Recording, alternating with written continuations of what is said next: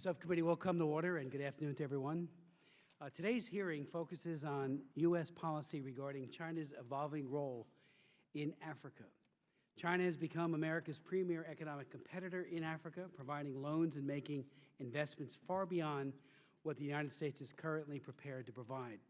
China has been engaged in African governments since the 1950s and has always portrayed itself as a fellow developing nation that was interested in solidarity with the prospective development partners.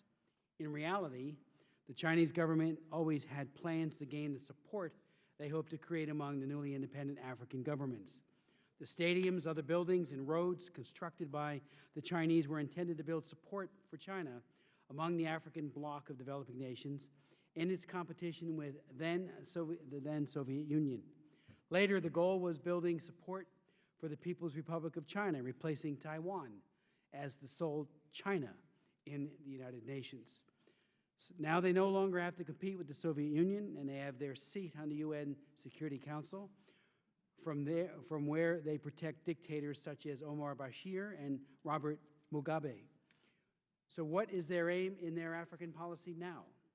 Is China's development partner for Africa? In 2005, the China Development Bank created a $1 billion Africa Trade and Investment Fund, but the trade and investment initiatives funded cannot take place without the significant involvement of Chinese suppliers.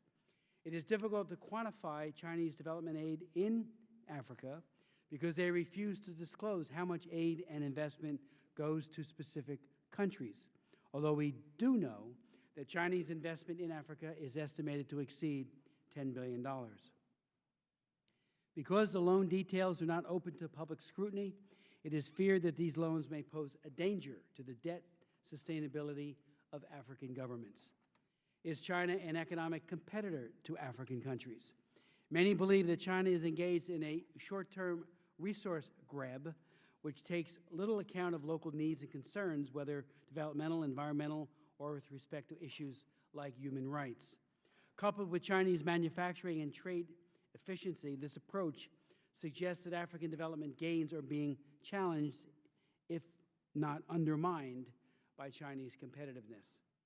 China, which has increasingly attempted to lock up much of the supply of strategic minerals from African countries, is now the leading producer of what are known as rare earth elements, or rare earth metals, which are used in various technological devices, such as superconductors, electronic polishers, refining catalysts, and hybrid car components. As time goes on, these minerals will increase in importance in the 21st century economy.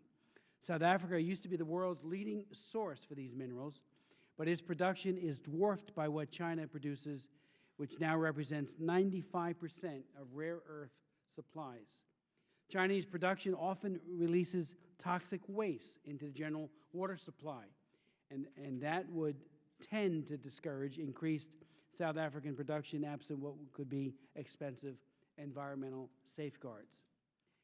Is China the new colonizer of Africa? Some would say that that label is an exaggeration. However, China exports small businesses and labor to Africa. There are an estimated 800 Chinese corporations doing business in Africa and 750,000 Chinese working or living for extended periods in African countries.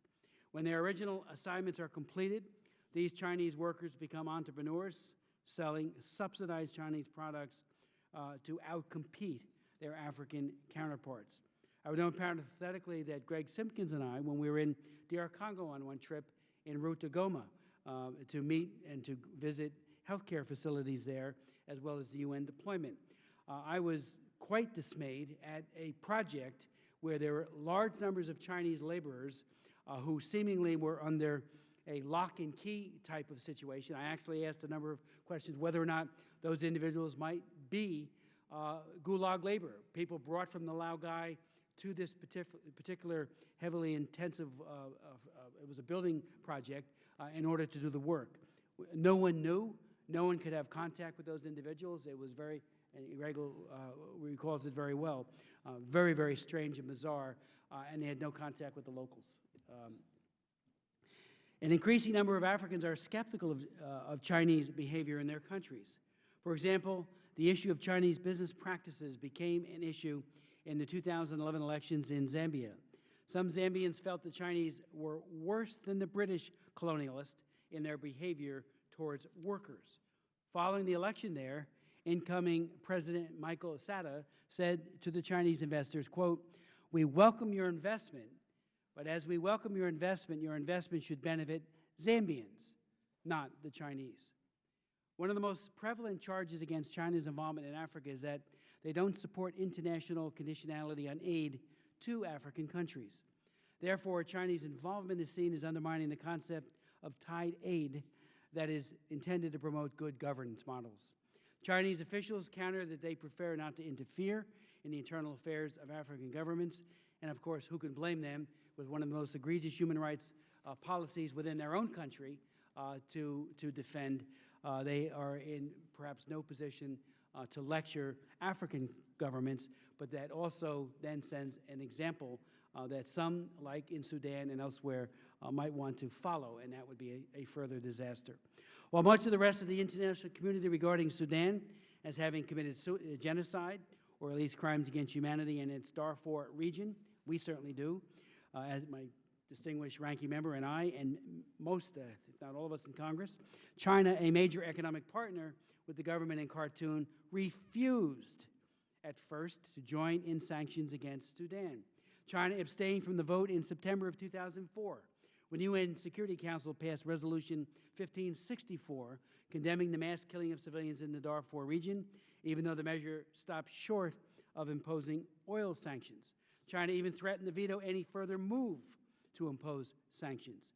It took concerted international pressure prior to the 2008 Beijing Olympics to force China to move closer to the international position of pressing Sudan to end its human rights practices. In 2006, a background report entitled, quote, "China's Influence in Africa, Implications for the United States," the Heritage Foundation stated that China has provided weapons that have prolonged African conflicts or entrenched dictatorships. In 2003, several Hong Kong firms were accused of smuggling illegal arms, including Chinese-made AK-47s, machine guns, and rocket-propelled grenade launchers into Liberia and neighboring Sierra Leone and Cote d'Ivoire when rebels and mercenaries were involved in civil wars. In 2004, the report continued, China sold Zimbabwe fighter aircraft and military vehicles for $200 million, despite the U.S. and EU arms embargo against Zimbabwe. China has also provided military-strength radio jamming device, which the Harare government used to block broadcasts of anti-government reports from independent media outlets during the 2005 parliamentary election campaign. So what really are China's goals for its African engagement? We hope to at least begin to understand this. And I would point out to my colleagues, as I know so well, this is a hearing that is in a series of hearings over the last several years looking at China's influence, bad or good or for ill, in Africa. I yield to my good friend and colleague, Ms. Bass, the ranking member of the subcommittee.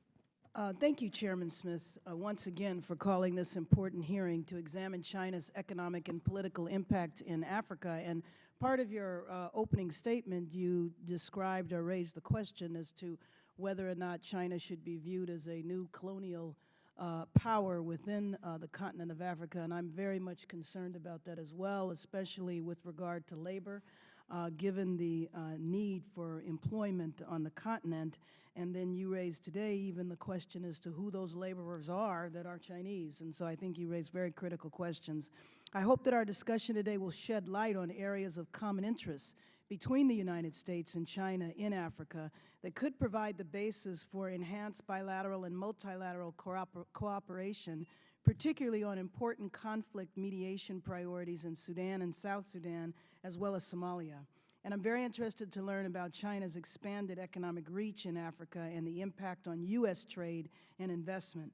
I've initiated dialogue with some African ambassadors here in D.C., and one of the key discussion points that are of interest to myself as well as the ambassadors is getting additional U.S. companies to do business in Africa, on the continent, highlighting China's multi-million-dollar investment projects as if to say to us that This is what American businesses are missing out on. One ambassador told me he wanted to attract the movie industry to his country, as well as the green vehicle industry, and given that I represent Hollywood, I naturally have that same kind of interest. My goal for this hearing is also to examine meaningful policy options to ensure the U.S. government, our businesses, particularly small and medium-sized enterprises, are not missing out on valuable opportunities in Africa. Chairman Smith, the legislation that you and Representative Bobby Rush introduced last week is one such policy option that I hope to join you on. I want to thank you, Representative Rush, Senator Durbin, and Coons for initiating this legislation. The legislation is also an important vehicle for promoting U.S. minority owned enterprises, particularly businesses that are owned by African Americans in the U.S. We should remember that as we seek to promote U.S. trade and direct investment in Africa, we're also creating opportunities for African growth so that the African middle class can help create societies that are no longer dependent on foreign aid. I look forward to hearing from our distinguished witnesses how the United States can achieve these objectives. Thank you, and I yield back. Ranking Member Bass, thank you very much. I yield to the Vice Chairman of our subcommittee, Mr. Fortenberry. Thank you, Mr. Chairman, for convening this hearing, which is a continuation of an important debate that we held last year during the State Department authorization. To the United States, Africa is becoming a lost continent. She is becoming lost to us diplomatically and economically, to other international players who do not have the same regard for human rights as we do. This is clearly the case with China. Over the last several years, China has become the world's largest investor in Africa. Direct investment in Africa rose by 87% in last year. 1 million Chinese nationals are now doing business in Africa, with around 300,000 live in South Africa. Bilateral trade deals have been signed between China and 50 African countries, and direct Chinese investments in Africa have been projected to rise by another 70% in the coming months. As has been noted, China even bankrolled and built the seat of African diplomacy, the lavish new African Union headquarters in Addis Ababa. This is, quote, China's gift to Africa, according to Hu Jintao, though another nickname has stuck, Africa's Hall of Shame. China is aggressively dominating the most high conflict areas of Africa, exploiting natural resource-rich regions for its own mercantilistic agenda. Even as African Union Commission Chairman Jean Ping opined for the adoring Chinese press, African people will never forget China's important role in promoting peace, stability, and development within Africa. All three of these claims are extremely suspect. In terms of development, is the goal of China's natural resource exploitation Africa development? I ask this as the Associated Press reports that PetroChina, the state-owned oil firm that exists for the sole function of fueling China, has overtaken Exxon as the world's largest publicly traded oil producer. China's Minmetals resource also announced today that it would be rapidly expanding copper mining in Central and Southern Africa this year. China's Guangdong Nuclear Power Corporation has aggressively taken control of uranium mines across the continent, and it is nearing a multi-billion-dollar deal on the world's second largest uranium mine in Namibia. Opportunities are booming for China and Africa, clearly. But will they benefit Africa? And what about China's role in promoting peace and stability? Recently, China's relationship with Northern Sudan has given the international community particular concern. China shares a deep and profound friendship, according to China's foreign ministry spokesman, with Sudanese war criminal Omar al-Bashir. What is this friendship? China has been Sudan's biggest arms supplier. China continues to be criticized by human rights observers for supplying weapons in violation of UN weapons embargo over Sudan. China also imported nearly 70% of Sudan's oil and was the largest shareholder of the two biggest oil corporations in Sudan. Serious questions remain over Chinese complicity in Darfur, in which many innocent people died at the hands of Chinese weapons and planes. With the prevalence of geopolitical conflict in this area of the world, we must have a firm understanding of China's rapid expansion in natural resource-rich areas that are in high conflict on the continent. I'm pleased to note that the Foreign Affairs Committee unanimously passed an amendment to the State Department authorization last year to quantify and help do just that. But on a broader human rights scale, we need to have a very honest discussion here about Chinese industrial virtues. In a new interview with the Wall Street Journal, China's Special Envoy for African Affairs discussed how China deals with, quote, differences in corporate culture and the degree of openness to the outside world, noting that as it does business, Chinese companies always take domestic business practices with them. Let's talk about those domestic business practices for a moment. Fertility monitors on factory floors, invasively examining female employees for pregnancy and reporting pregnant women to the Chinese Family Planning Police, who drag offending women away for violating this and for forced abortions. There are tragically high suicide rates for workers in China who use suicide as their only means of collective bargaining against dire and oppressive labor violations that happened. You saw an example of this earlier in China this year. Are these the domestic business practices that China is taking to Africa? This question is extremely pertinent with news reports that South Africa, a country that still has its sea legs when it comes to human rights protections, has been sending government officials to Chinese Communist Party training schools to learn their business practices. China has a choice.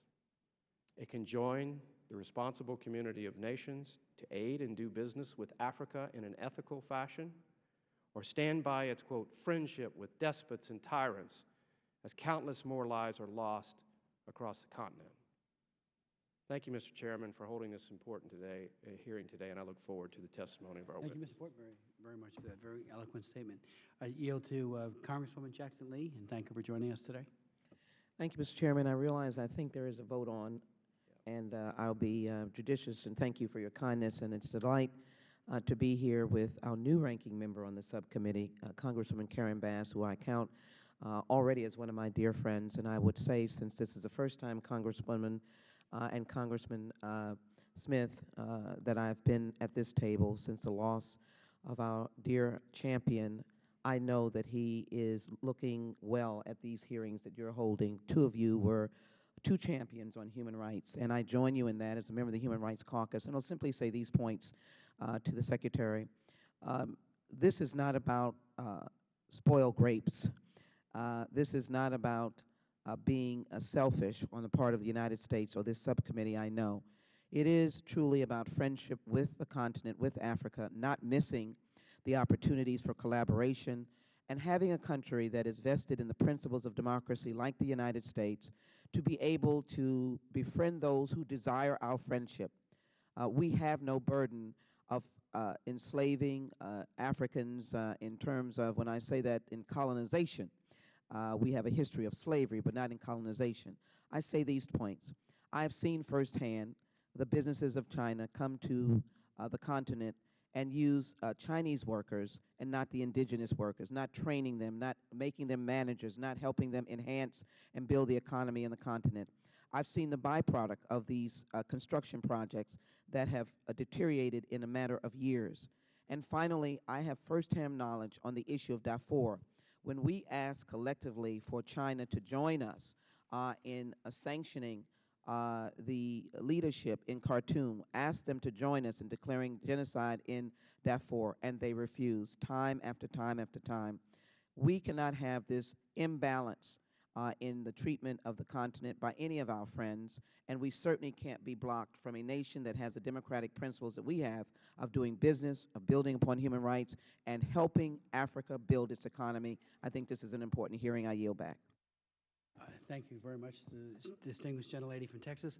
Ambassador Yamamoto, we do have a vote on the floor. We will have a very brief recess. The members will return, and we look forward to your testimony, and I apologize for the delay. We stand in recess.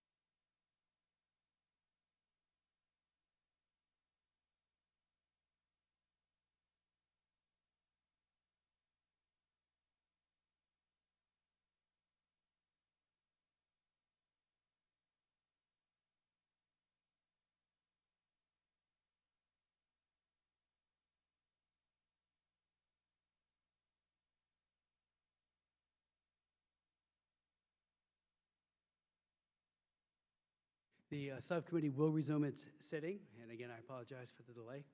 I'd like to now welcome to the witness table and thank him for a return visit to our subcommittee from Ambassador Yamamoto, Donald Yamamoto, who is no stranger to this committee and to the full committee, having testified before us on several occasions last year and once already this year. He has served since 2009 as the Principal Deputy Assistant Secretary for the Bureau for African Affairs at Department of State. His prior assignments include serving as U.S. Ambassador to Ethiopia from November of 2006 to July of 2009, and as Deputy Assistant Secretary of State in the Bureau of African Affairs from 2003 to 2006. And without objection, his full, very distinguished resume will be made a part of the record. Ambassador Yamamoto, the floor is yours. Thank you very much, Mr. Chairman, and I submit my longer version for the record.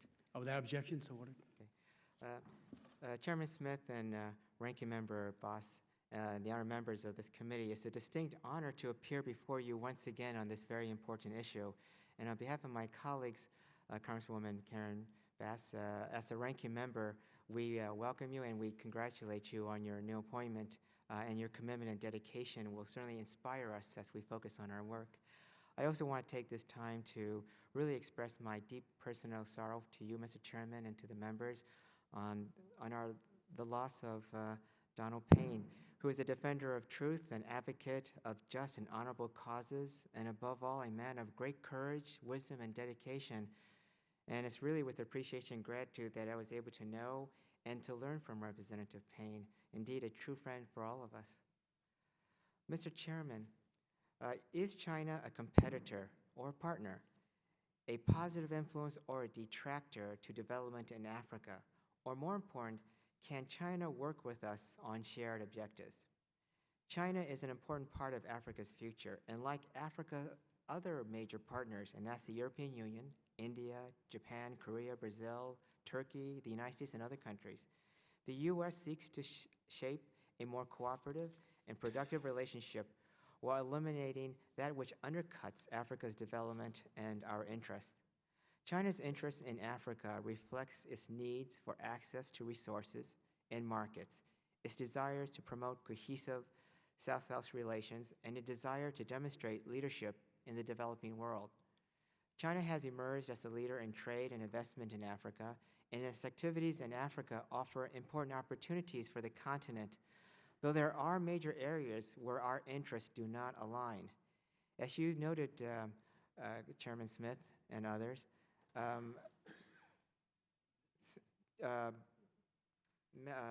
Secretary Clinton, in a major speech in March, stated that we are a country that welcomes others' success because we believe that it's good for everyone when people anywhere are able to work their way to better lives. If China rises means that we have an increasingly capable and engaged partner, that will be good news for us. We hold regional dialogues on Africa with China, as well as with other countries and organizations. Assistant Secretary Johnny Carson led our talks in Beijing in November 2011, focusing on political and security issues, highlighting challenges, noting successes, and underscoring future cooperation. In 2010, China-Africa trade stood at about $127 billion and provided $2 billion in foreign assistance to Africa in 2009. Yet, China also provided concessionary funding for infrastructure projects. While important, it poses challenges for Africa on repayment of loans. China's foreign direct investment flows to Africa have quadrupled from about $2 billion in 2000 to now almost $9 billion in 2009. On the downside, China undermines international efforts to promote good governance, revenue transparency, and responsible natural resource management. Corrupt activities by Chinese firms result in poor quality goods and services. We are pushing China to accede to the OECD Anti-Bribery Convention. Chinese foreign assistance is a trade tool favoring Chinese business people in project bidding and undercutting transparency and fairness. Chinese labor practices and lack of technology transfer and advanced training also does not help Africa. On the positive side, its infrastructure development has helped stimulate progress in health, agriculture, and water sectors.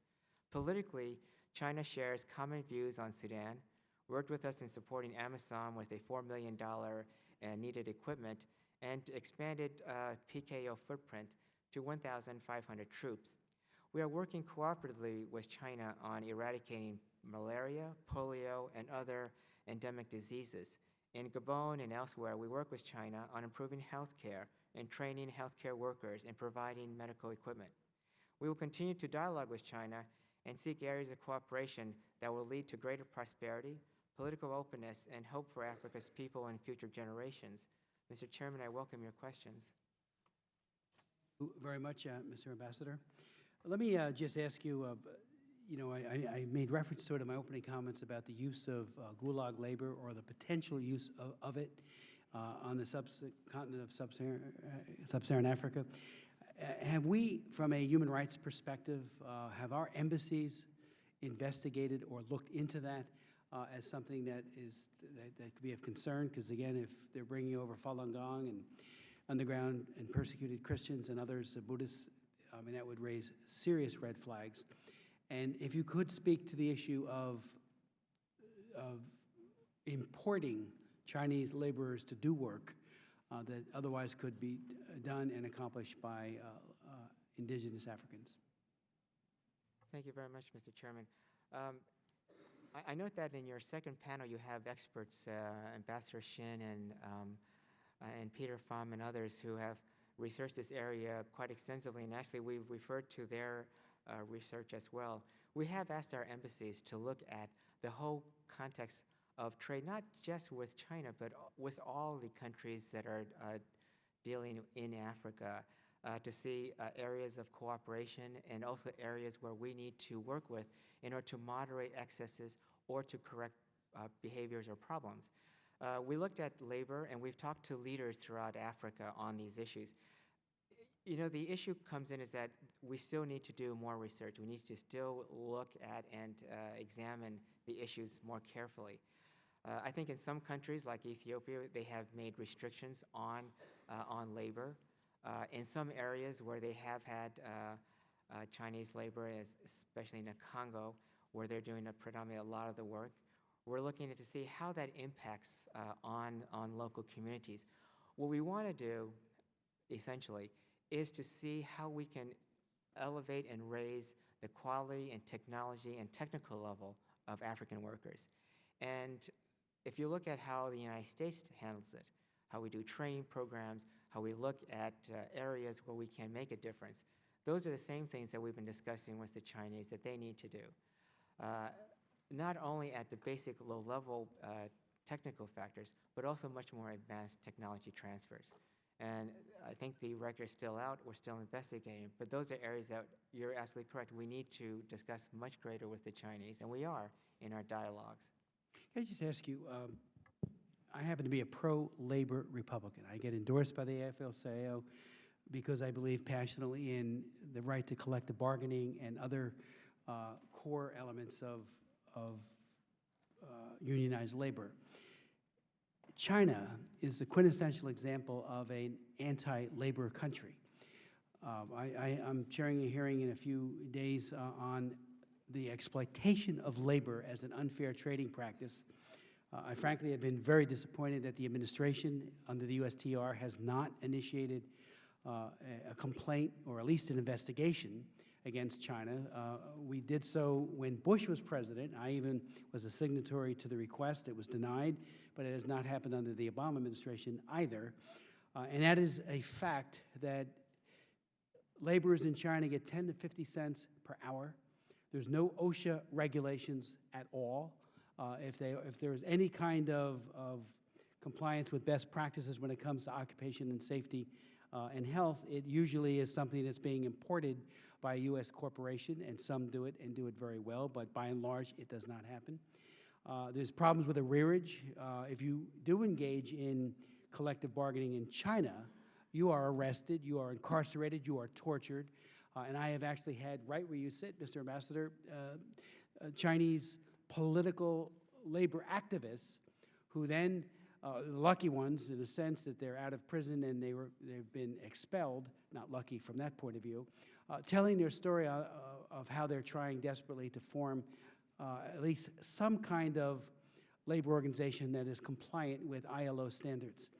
Now, the reason for raising all of this, and I will be having that hearing shortly as chairman of the China Commission, that practice or that worst practice is being exported to Africa as part of their labor practices. You know, we're all concerned about the bad governance model that China, then provides by way of example and other ways to African countries. But now, even on labor practices, they are egregious violators of ILO conventions.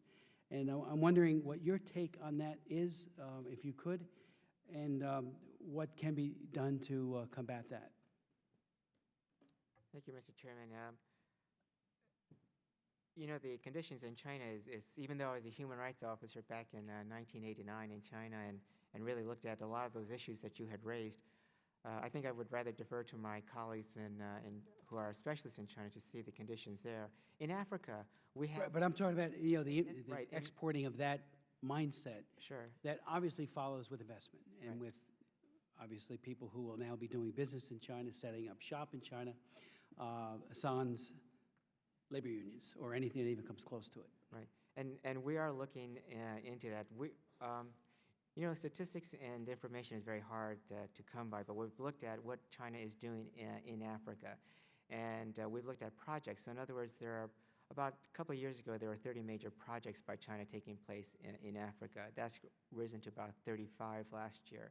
And so we're looking at how China looks at programs and projects, how they implement projects, and are they abiding by standards. One of the things that we've been pushing the Chinese on in our discussions has been their accession to the anti-bribery and better business practices of the OECD.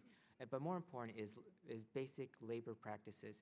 Because as you cited, Mr. Chairman, in your opening statement, David Sata in Zambia, who had complaints about Chinese labor, well, he's now the leader of Zambia through a free, democratic, open election, and he's addressing those issues.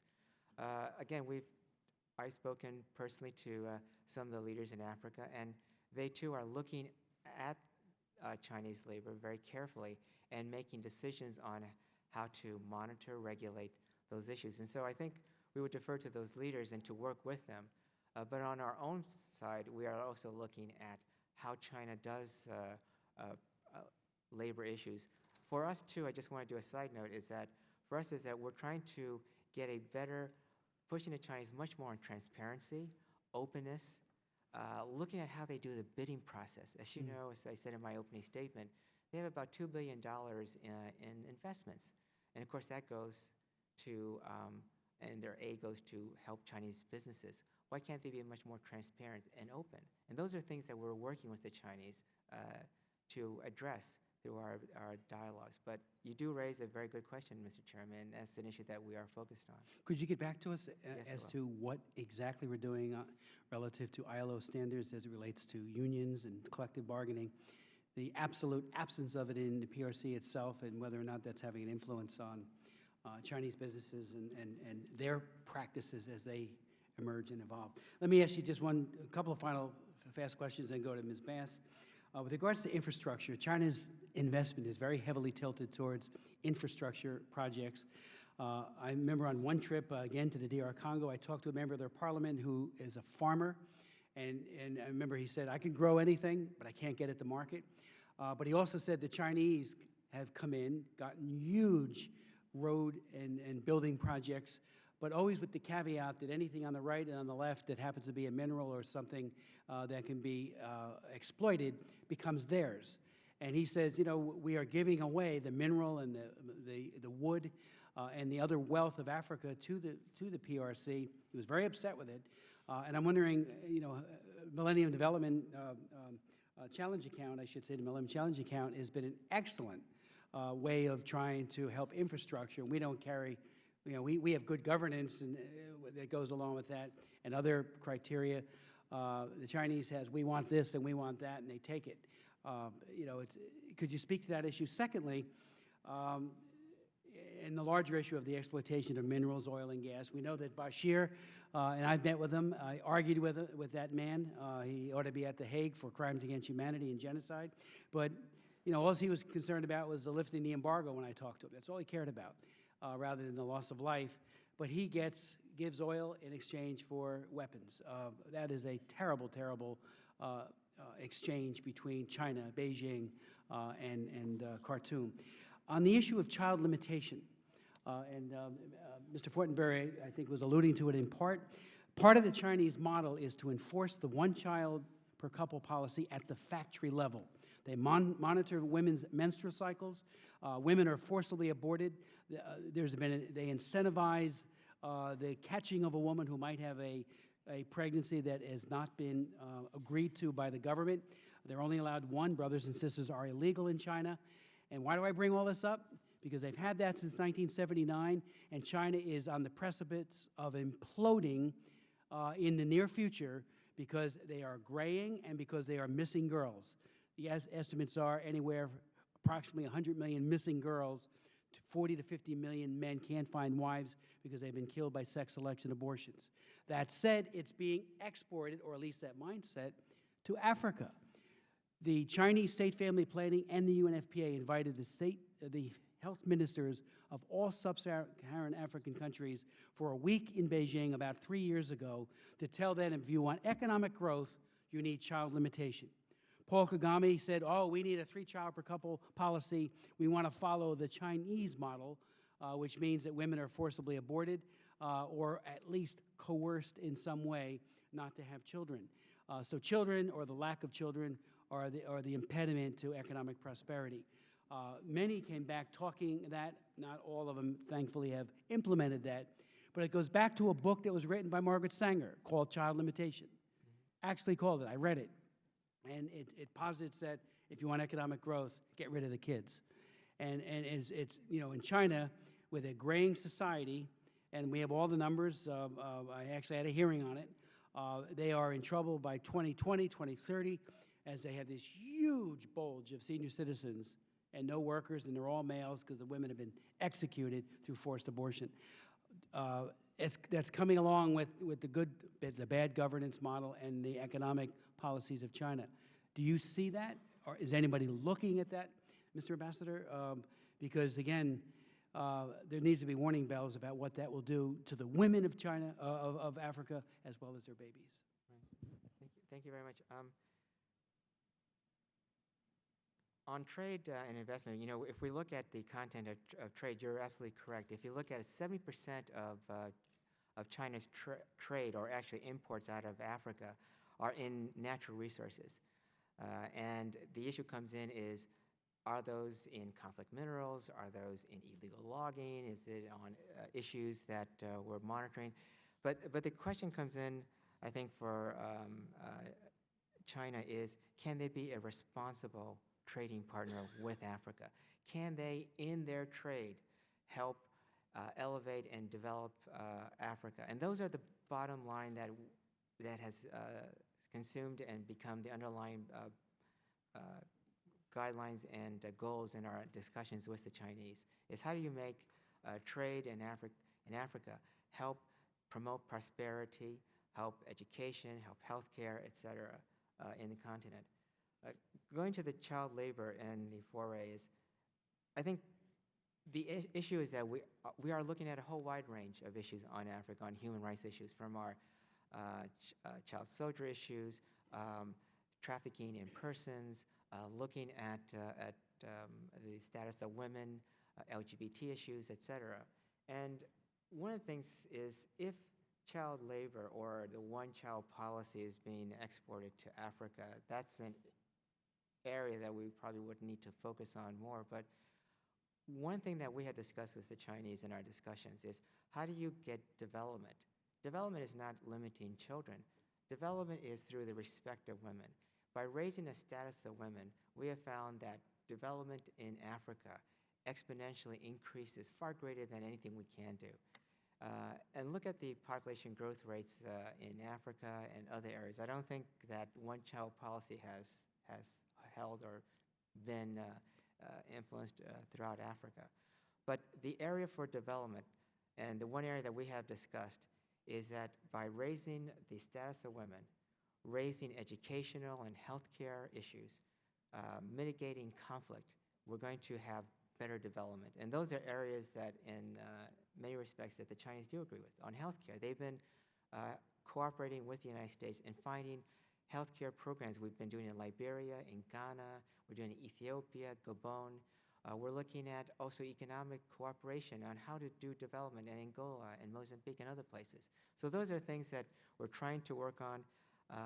But on your question, we will pay a lot more closer attention and look at it, and we'll give you a report back. Ms. Bass.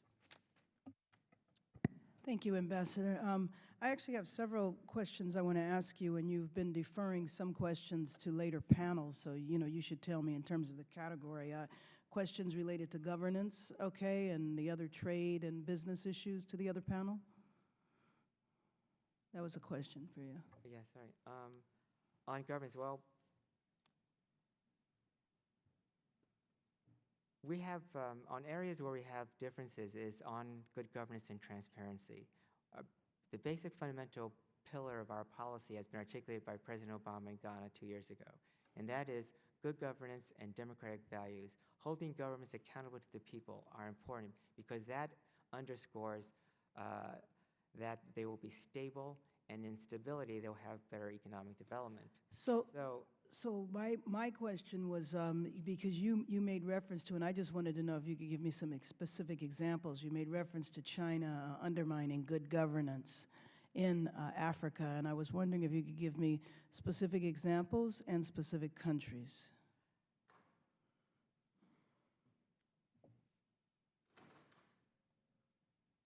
When we say undermining, the issue comes in is that they do not share a lot of the areas and that we have advocated. For instance, in the vote on Sudan that the chairman had raised, one of the issues that he had raised was that the sale of arms, which was declared as illegal under the UN investigation, that the arms flows into Sudan had been illegal. And those are areas that we have been discussing with the Chinese. The other areas, too, that we have discussed in private with the Chinese has been the issue of declaring countries that are in coup status and working with those countries to say that this is a detriment not only to the country but also to the regional states. And I look at Libya as one example, where we had worked with the Africans to pass legislation on Libya issues. The other areas, too, that China has raised for us is concerns that they have raised on whether or not imposing sanctions on specific countries for specific human rights violations are necessary or appropriate. One of the differences that we have played with the Chinese, and let me give you one example during our discussions. The Chinese had told us, well, you, the United States, look at a specific regime. You need to look at a country over a long-term basis for 50 years or 100 years. Our response has always been, we do. But in order to make... Who says that? That we need to look at it over 50 years? The Chinese say that? Our Chinese colleagues. They said, look at the country... Some of the countries aren't... Look at a country, or let's say Zimbabwe or Sudan, over a 50 or 100-year process. Our response is that we do. But that process starts now, because if we can't get countries to respect not only human rights issues, but more important, the rule of law, then what is that going to mean 50 years or 100 years from now? And so those are questions and issues that we are discussing. And in that context, let me just say that our discussions with China on Africa have been very cooperative. And we have made a lot of progress in looking for areas where we can work together cooperatively to make a difference in the lives of the people in Africa. So let me give you an example that I heard, and maybe you can tell me if there's any legitimacy to it, and that is when a company goes in, when there's an initiative, an infrastructure project or some other project like that, when the Chinese go in where you might have a country that's trying to deal with their governance issues, and the Chinese will go in and just bribe everybody.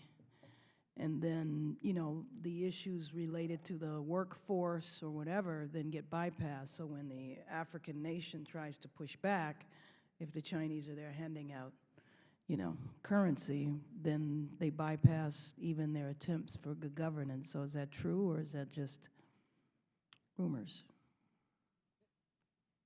I mean, obviously, if we look at specific issues, but, to say that, let's say, Chinese firms or whatever are singularly the only companies that would engage in, let's say, non-transparent practices is probably not completely accurate, because other countries. I didn't say the only countries. Right, We other were just countries talking about China today. And certainly in some instances, and I look for examples, maybe telecom, energy sectors. Sure, that's possible. Let me just tell you, Madam Representative, is that one of the areas that we have asked our ambassadors to really look at how to expand trade and investment is, what is one of the main problems in Africa today? And that is interstate trade is at less than 10%. And why is that? Because not only of internal problems within the countries of tariff and non-tariff trade barriers, but also because of internal problems.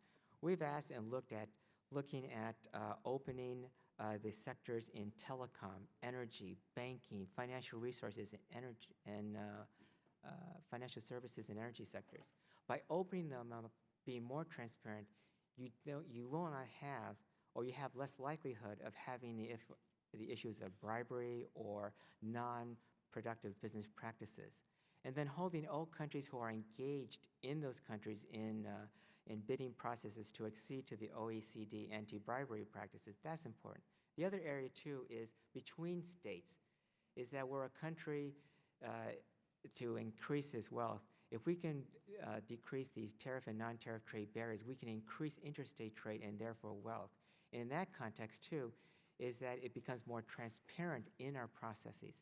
And so that also becomes a barrier to bribery and becomes a check on it. Thank you. And actually, I need to say that a vote has been called, so maybe we can, I have additional questions, but they could wait till after. That's okay. Yeah, oh, go ahead. I yield to Vice Chairman Fortenberry. Thank you, Mr. Chairman.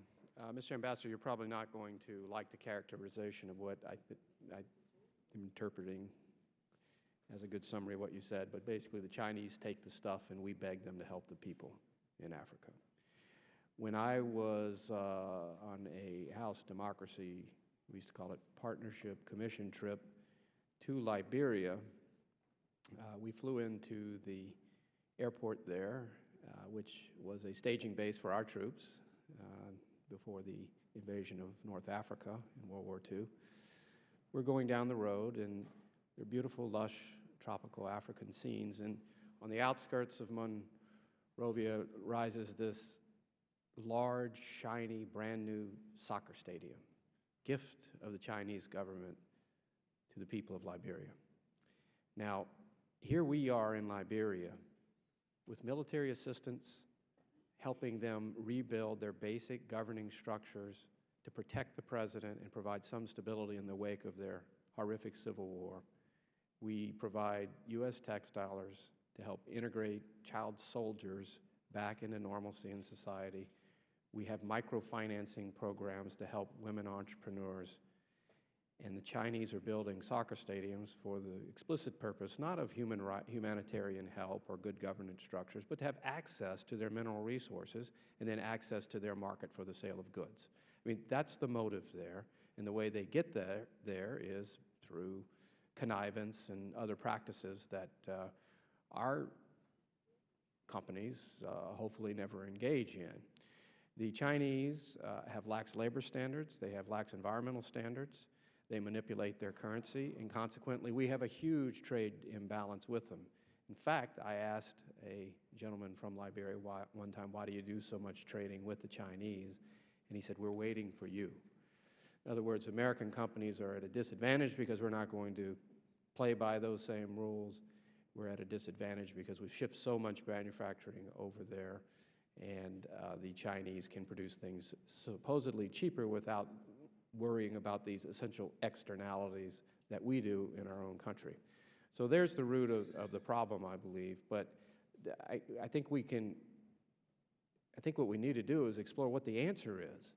I mean, I understand your position. You're trying to dialogue with them. You're an important diplomatic figure in our government, and that's your job. But when we are investing in Africa for, again, the benefits of cultural and economic exchange to America, the purposes of humanitarian help and relief, and potentially our own national security through developing good governance structures for international stability, as you suggest, this is being undermined by Chinese business practices. Other than the dialogue, I'm not discounting your role in trying to develop the relationships to move them toward more acceptable positionings.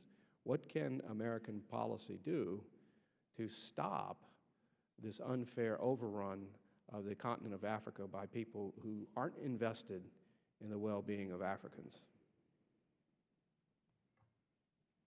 I think I answered that probably in two ways. First is that when we see wrong, we say it. If there is an area that is against democracy or inhumanity, we do it. And I think our positions, let's say in 5 coups in the last 2 years, has kind of underscored our position on dedication to good governance and democracy. Our position in pointing to countries that have violated the arms embargoes to Sudan has done that. But second is, in the case of Liberia, is I don't think a soccer stadium would probably sway Johnson Sirleaf at all, or to get her resources, a Harvard-educated person. And her government has been doing the right thing on anti-drug confiscations, working on governance and democracy issues, working on development. And in our discussions, not only with her, but also of other countries, and there are over 20 countries in Africa that are democratic leaning, I think the fundamental objective of these leaders is to look at how to improve accountability, democratic values, commitment to human rights. Yes, China is engaged in resources, but every country as well. But how do you limit or eliminate the excesses? How do you guarantee that it will be transparent and in accordance with the values that you have expressed, Mr. Congressman, that you are so passionate and dedicated to? And we share those values. We believe, as you do, that these are issues that we have to keep very close track of.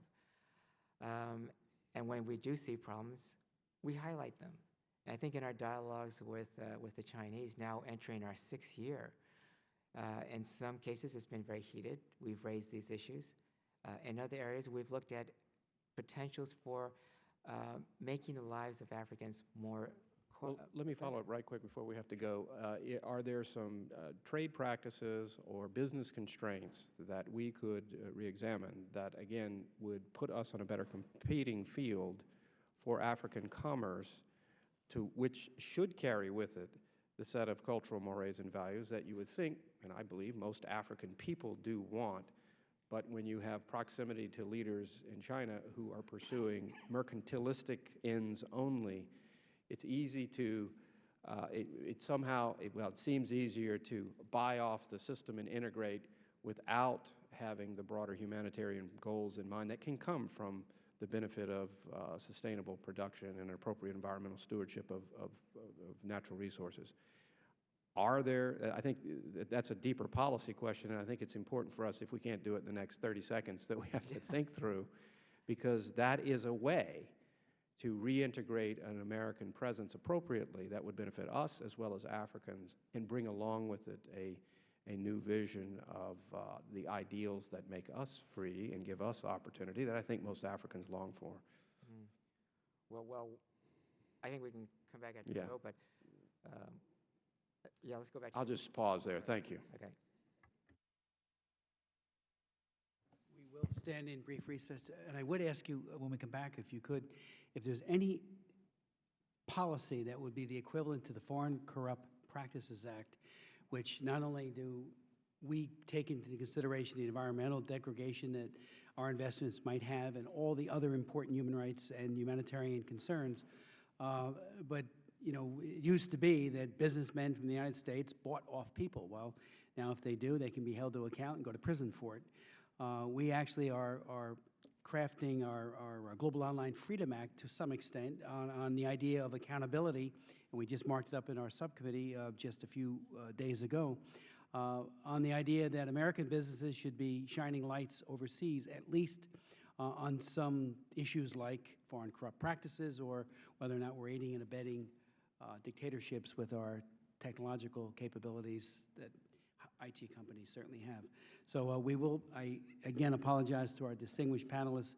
We do have another vote, and Ms. Bass said she had some additional questions for Ambassador Yamamoto, so we stand in recess for just a few minutes.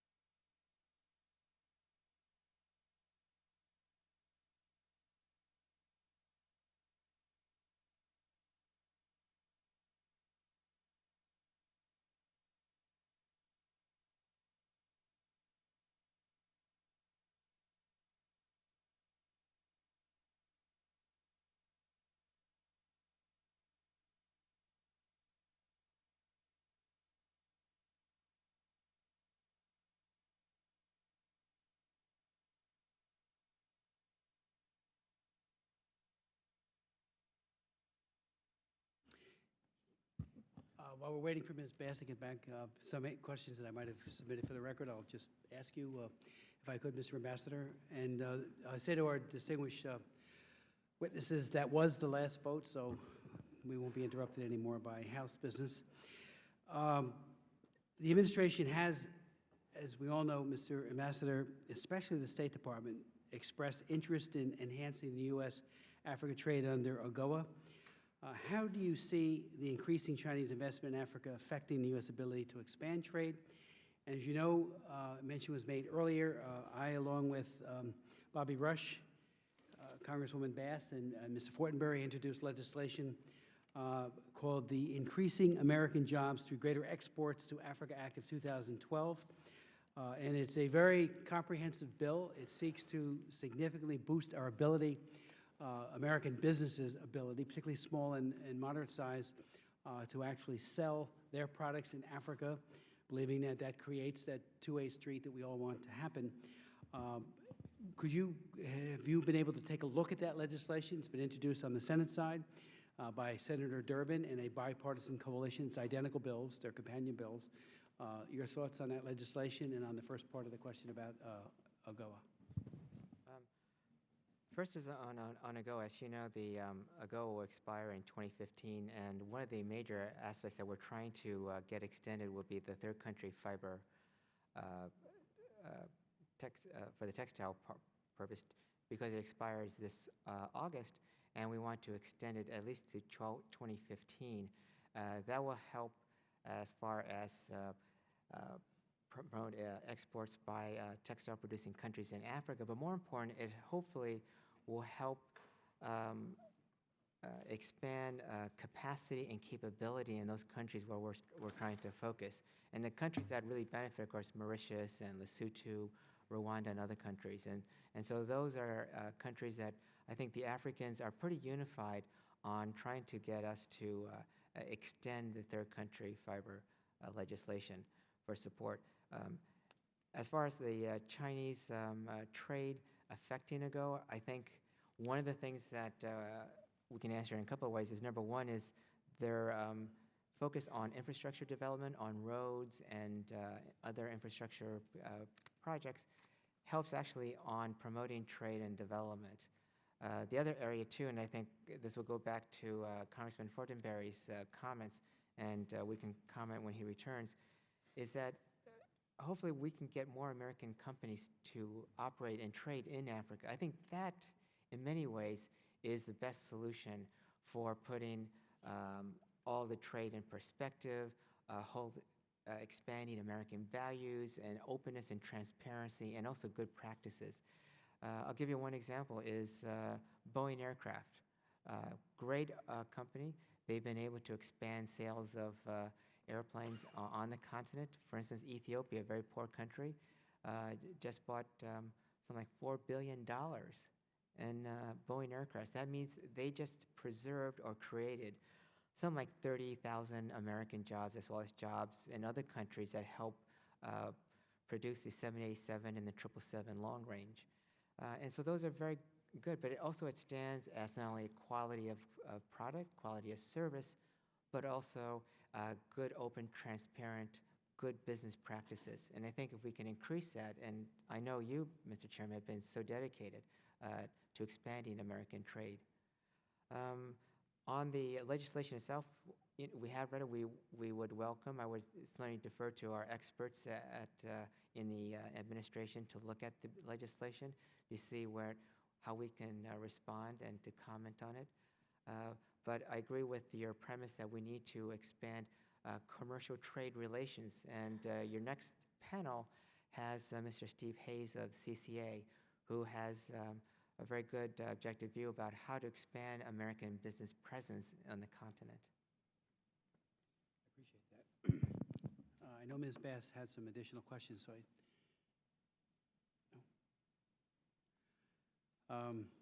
if you could get back to us on that earlier line of questioning with regards to the child limitation initiatives and China's, I would call it complicity in that mindset, which renders children to be expendable. Again, and I would reiterate, because I think it bears underscoring it was the UNFPA and China that invited all of the health ministers to Beijing to discuss the alleged blessings of limiting children to 1 or 2 or 3 as a path towards economic growth. And again, the evidence about China itself is that it's a matter of when and not if that a sinkhole is established because of too few workers caring for too many graying Chinese families or people. And then, of course, the terrible missing daughters that has occurred as a result of the one-child per couple policy. It's very predictable. But if you can get back to us on that one as well. I think I am going to have to move to our next panel out of deference. So I apologize to Ms. Bass, but Can I just respond to Yes, one of the please. questions that, and then I kind of will close it as response to the questions by Congressman Fortenberry and of course you and Karen Bass. The area is I think Representative Fortenberry said at the end of his questioning is how do you expand, good governance, but more important is U.S. business practices. And I think one of the answers has to be increasing the U.S. business presence on the continent. Right now it's been very difficult to attract American businesses to come to Africa to trade.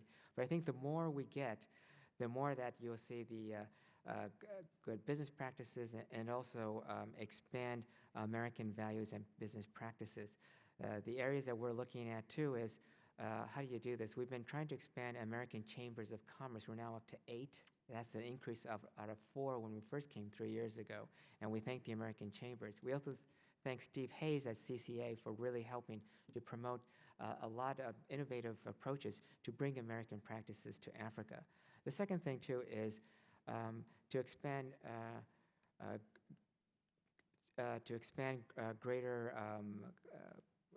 dedication to good governance and democratic values. I think the Secretary Clinton has made it a point in her speech recently on increasing engagement, building trust, expanding relationships, but also to work with China on areas where we have differences to eliminate those practices. And one of the things that Congresswoman Karen Bass has said is give examples where governance has been on trial, and we don't have specifics, but anecdotal. And I'll give you one example: is my frequent trips to the Congo, where we did see Chinese businesses taking resources out of the Congo. Was that through illegal means? Was that through legal means? And the area comes in is that where we have countries which are democratically elected, have commitments to democracy and human rights, and there are over 20 countries in Africa. Those countries are really the best guide to stop any illegal practices by other countries or by companies or organizations. And so those are, I kind of think what Congresswoman Bass was trying to get at, is that those are things that we're trying to work on and to try to expand. And so where areas like the Congo, which has problems of capacity and capability, by building that capacity, by building capability, by building democratic institutions, that becomes the greatest deterrent towards those bad practices. And finally, is to hold China and to other countries to abide by international agreements and have them accede to things like the OECD. So thank you, Congressman. thank you very much, Mr. Ambassador, and we look forward to the written submissions and answers, I should say, to questions posed. I'd like to now ask our second panelist, and thank you again, Mr. Ambassador, Ms. Carolyn Bartholomew, who is the United States China Economic and Security Review Commission, long-serving member on that commission. She has held numerous senior staff positions in the United States Congress, working in leadership offices and intelligence committees in the House. She has particular expertise in U.S.-China relations and was a member of the first presidential delegation to Africa to investigate the impact of HIV/AIDS on children, as well as the Council on Foreign Relations Congressional Staff Roundtable on Asian political and security issues. She also serves on the board of directors for several nonprofit organizations, including the Polaris Project, a project that I know so well, working so much on the issue of human trafficking.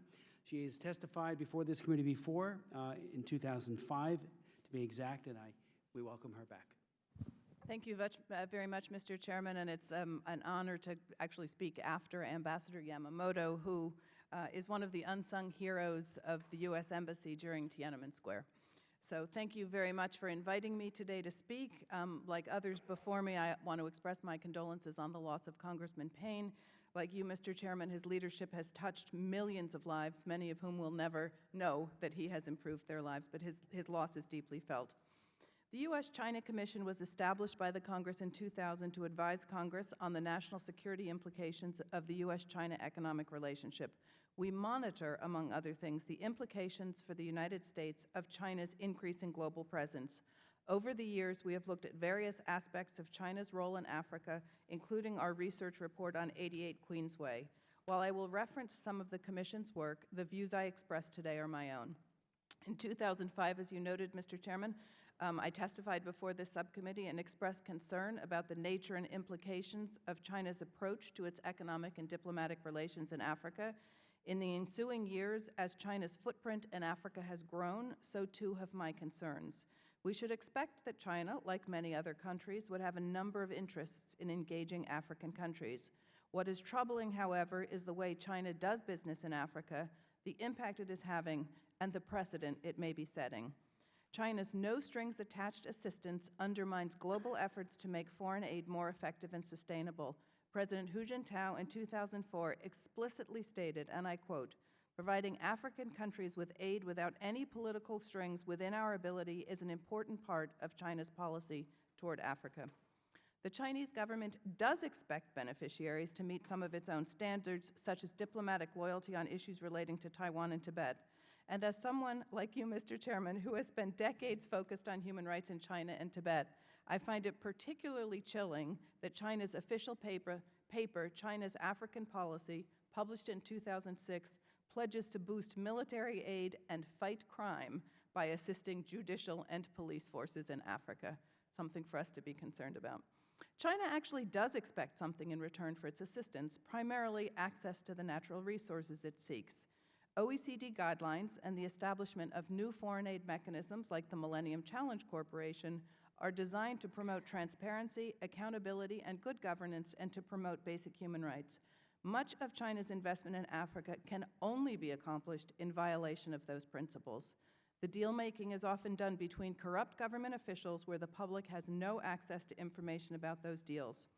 The Chinese government's support for its state-owned and state-connected enterprises, its deep pockets, and its willingness to bring to the table a wide range of incentives has created barriers for U.S. business participation in countries across the continent. Mr. Chairman, I was pleased to hear you express support for the Foreign Corrupt Practices Act. I know that's one of the things that people like to point to as hindering U.S. business practices or U.S. business participation, but I think it's an important standard that we set, and I would be very disappointed if we lowered the bar on those issues.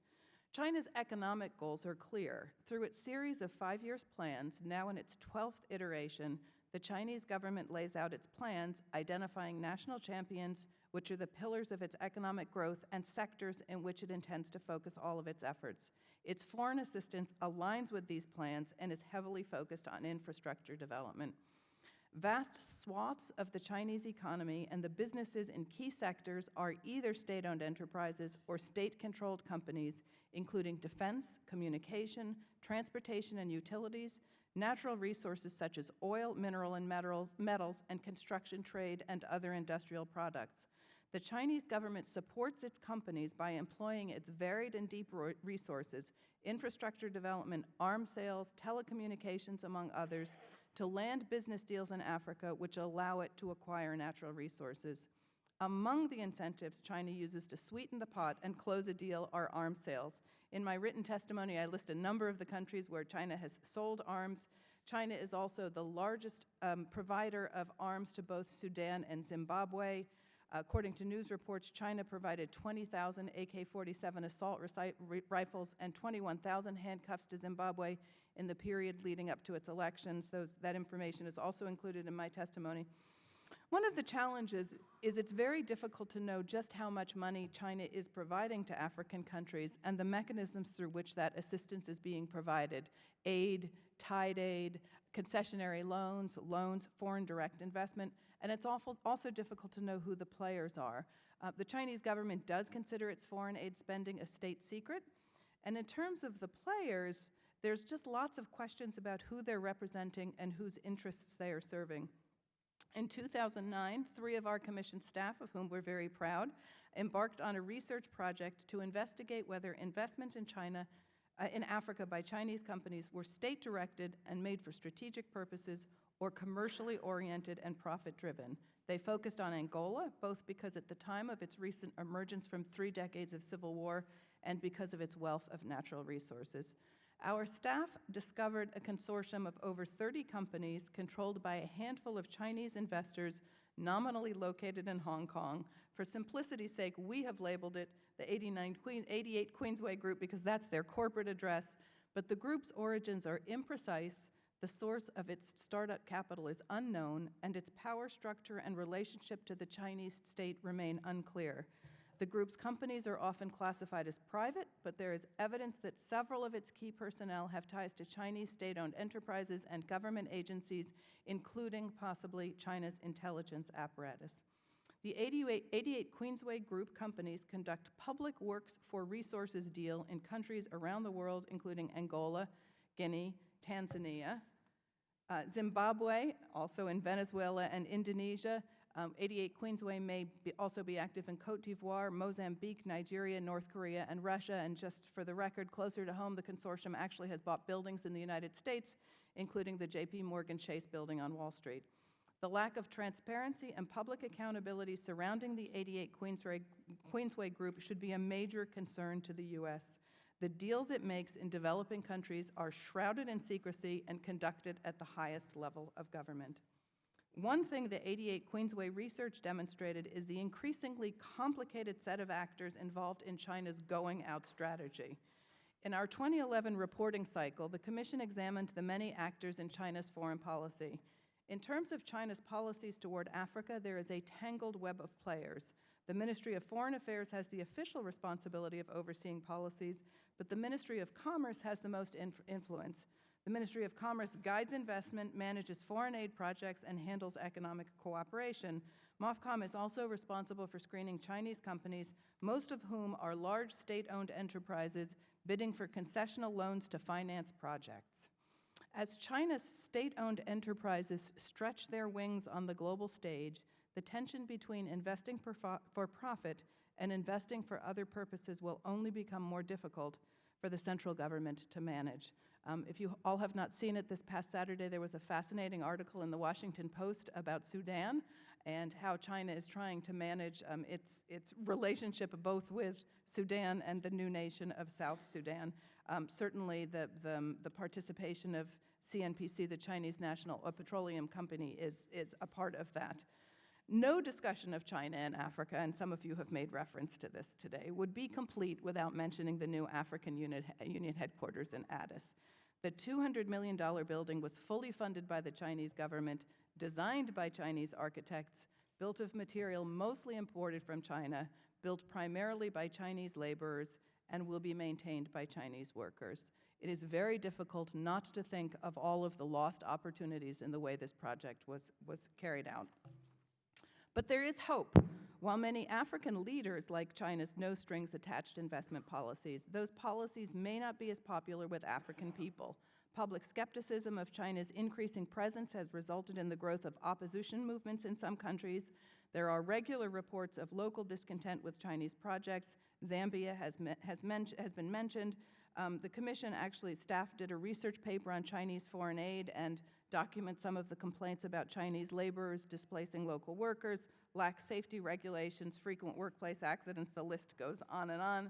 So I encourage the subcommittee to work with the administration, the development community, and the U.S. private sector to recommit the U.S. to a strong presence in Africa. If we do not do so, we will continue to lose ground to the Chinese economically and diplomatically, and we will be doing a disservice to the vast majority of Africa's people whose natural resources are being exploited while their entrepreneurial talent is still untapped and whose aspirations for good governance and basic human rights are still unmet. Thank you very much for the opportunity to testify today. Thank you very much, Ms. Bartholomew, for your leadership over the years, working on all issues related to human rights and democracy, building in Tibet as well as mainland China. It's always been an honor to work with you. Just a few questions. We know that the Chinese government, when it provides any kind of aid, including economic aid or at least cooperation, extracts a very serious price. I remember working the Human Rights Commission and then the Human Rights Council, but especially the Commission, on issues related to China, and many ambassadors, including African ambassadors, would tell me that it put at risk their foreign aid in the building of a new stadium, for example, and things of that kind, to take a human rights position that is principled against Beijing. China has managed to turn all but 4 African countries against the recognition of Taiwan. Money buys a whole lot of influence, and I'm wondering if you could just elaborate, if you will, on how this distorts the work of the Human Rights Council current day, other treaty bodies at the UN, when money is flowing their way to go silent or take a walk when those crucial votes occur. Yeah, Mr. Smith, that's a really important thing that we are seeing. It's very tempting for us to say China is only engaged in Africa because of the natural resources that it is seeking. That is a major priority, but it is, as it's advancing on the global stage, working to increase its own power, particularly in multilateral organizations. And unfortunately, a lot of times money talks. What we're seeing in Africa, though, is it's a sort of a layer of the elite who are benefiting from these resources that are done, but they're also the people who often either are in power or have access to power. So the Chinese are building a wellspring of support for their positions on issues relating certainly to condemnation, potential condemnation of their own human rights abuses. But you can watch them struggling now as they are trying to balance some of the competing issues, and also as more attention. The more they're engaged, the more attention that's being focused on them. So I think it was really public pressure on them about Sudan that forced them to start reconsidering their position in Sudan. And obviously right now with what's going on in Syria, the position that they have taken with Russia on Syria, it does not play well on the global stage. So I think what we really have to do is we're going to have to count on transparency and access to information, both for people in Africa and elsewhere around the world, so they see what the Chinese government is doing when these votes are coming up. They can, I believe, be swayed, but they're also struggling. Ambassador Shin and I were talking just during the break earlier. They're really struggling with kind of who's in charge of Chinese foreign policy, and what does it mean when a state-owned enterprise goes out there, allies itself with unsavory characters in a country, and how does that fold back? So I think it is something, again, the temptation is always to say, well, we really shouldn't be pushing, or money matters more than anything else, but this country, our country, has really been a beacon of freedom on all of these issues, and I think it's important for us to work together and figure out ways to counteract these diplomatic initiatives. Dr. Peter Pham makes an important point, pointing out the contrast of President Obama's less than 24 hours on the ground in sub-Saharan Africa since taking office. He points out that in general, American interests seem to have pushed Africa to the margins of its foreign policy interests, whether economic or political, except when it comes to things like Al-Qaeda and which would be Al-Shabaab as well. How do you respond to that? I mean, 24 hours on the subcontinent seems to be precious little time for an American president. Yes, well, I would hope that the administration would be able to dedicate more time both to issues in Africa and other places in the world. I think they have been struggling, frankly, with an awful lot of issues that have come up along the way that they've had to deal with. But, Africa has not received the attention that it has needed from a number of administrations. I think when we pay attention to it, we often pay attention to it for humanitarian crises, which are important. I will commend President Bush for the work that he did on global AIDS. I'll commend you, Mr. Chairman, for the work on global AIDS. But it isn't just a continent of humanitarian crises. And frankly, if we ever want to get control of the humanitarian crises, we have got to deal with some of the underlying issues. So I would hope that the Obama administration would be able to dedicate more time to dealing with Africa, and would encourage any administration to really learn about the potential. There's a vast untapped potential with the African people that we all stand to benefit from, not only economically, but just when I think of children who don't get access to education, I think of that lost potential. It might be somebody who could find a cure for cancer or another Shakespeare. So this is something that everybody needs to be engaging more on. If you could, and you might want to just take this back or respond to it, but I would hope that the Commission would take a look at the devastating and absolutely coercive or corrosive impacts of the one child per couple policy and its possible extension in a 2 or 3 child configuration to the subcontinent. We know that the Philippines is looking and may even adopt a UNFPA-inspired 2-child per couple policy. Vietnam already has it. Valerie Hudson testified at a hearing that I chaired on September 22nd, and she wrote a book called Bare Branches, The Security Implication of Asia's Surplus Male Population, pointed out in her testimony that the projected 2.5 young to elderly, 1.6 by 2050, and the missing girls, I mentioned earlier, approximately 100 million missing girls because of sex selection abortions. And she talks about these bare branches, the fact that many of these men will never find wives, and that model's being pushed by bad governance models and by perhaps by the economic equation or partnership in sub-Saharan Africa. And there are many African leaders who are openly talking about a child limitation policy, perhaps not realizing that China is about to go off the cliff, and it's maybe a decade or 2 away. It's going to happen based on a demographic problem that they have crafted themselves with the UN Population Fund. Yes. Mr. Chairman, I actually wasn't aware of the potential application of this in Africa, but we'll certainly ask the Please take a Commission look. staff to seek out some more information. Because with those child limitations comes coercion. Starts off with disincentives. That's what China always does. It provides huge draconian fines on women who have children who have not been authorized, up to 10 times the salary of mother and father. There are no children, I should say, unwed mothers who give birth to children without, it just doesn't happen. It's illegal unless they have the child on the run. Well, that kind of model is being sent to Africa. Remember, they invited every one of the health ministers to Beijing for a week, and they crafted it as a way of promoting economic growth. And, you know, there's a surface appeal to that that fades and evaporates very quickly under scrutiny. So if you could take a good look at that at your commission. Let me just ask finally, with regards to the issue of, and you mentioned the Foreign Corrupt Practices Act, as Professor Shin and Ambassador Shin points out, there are persistent reports which are very difficult to prove that Chinese companies are prepared to pay bribes. How good or not good are we at trying to look into that issue, to raise that issue? I know Ambassador Yamamoto talked about transparency. It doesn't exist, but how hard are we pushing it to find out whether or not those bribes are being paid? Because, you know, when suitcases of money show up, it's a lot harder for our businesses to compete. But he does point out, while this probably ensures consummation of a deal in a few cases, but the far more important reason for the success of Chinese companies is direct assistance provided by the government to finance projects or sales. And as we were talking about that new place that's been constructed in Addis, Ms. Bassett leaned over and said, you know, how many listening devices are there? And that is a very, very important point.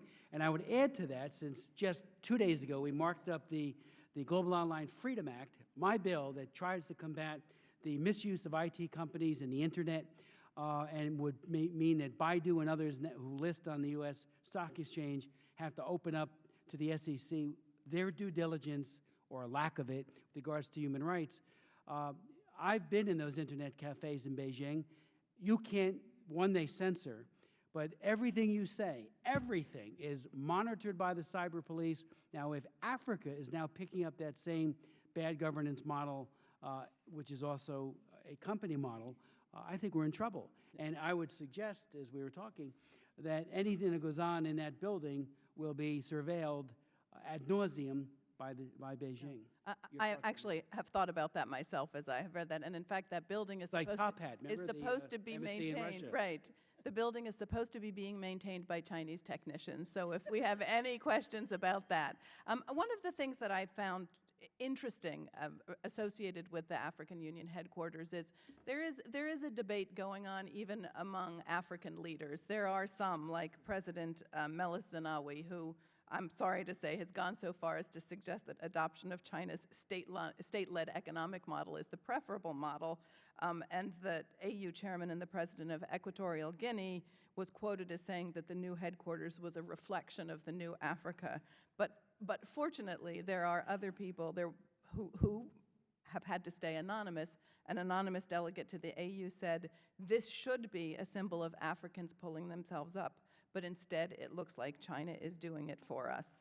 And there was a Nigerian scholar who did a blog posting who wrote, it is an insult to the African Union and to every African that in 2012 a building as symbolic as the AU headquarters is designed, built, and maintained by a foreign country. So there are diverging voices. I think it's really important that the subcommittee work with the administration to bolster support for the voices of people who want to see a different future unfold. Ms. Bass?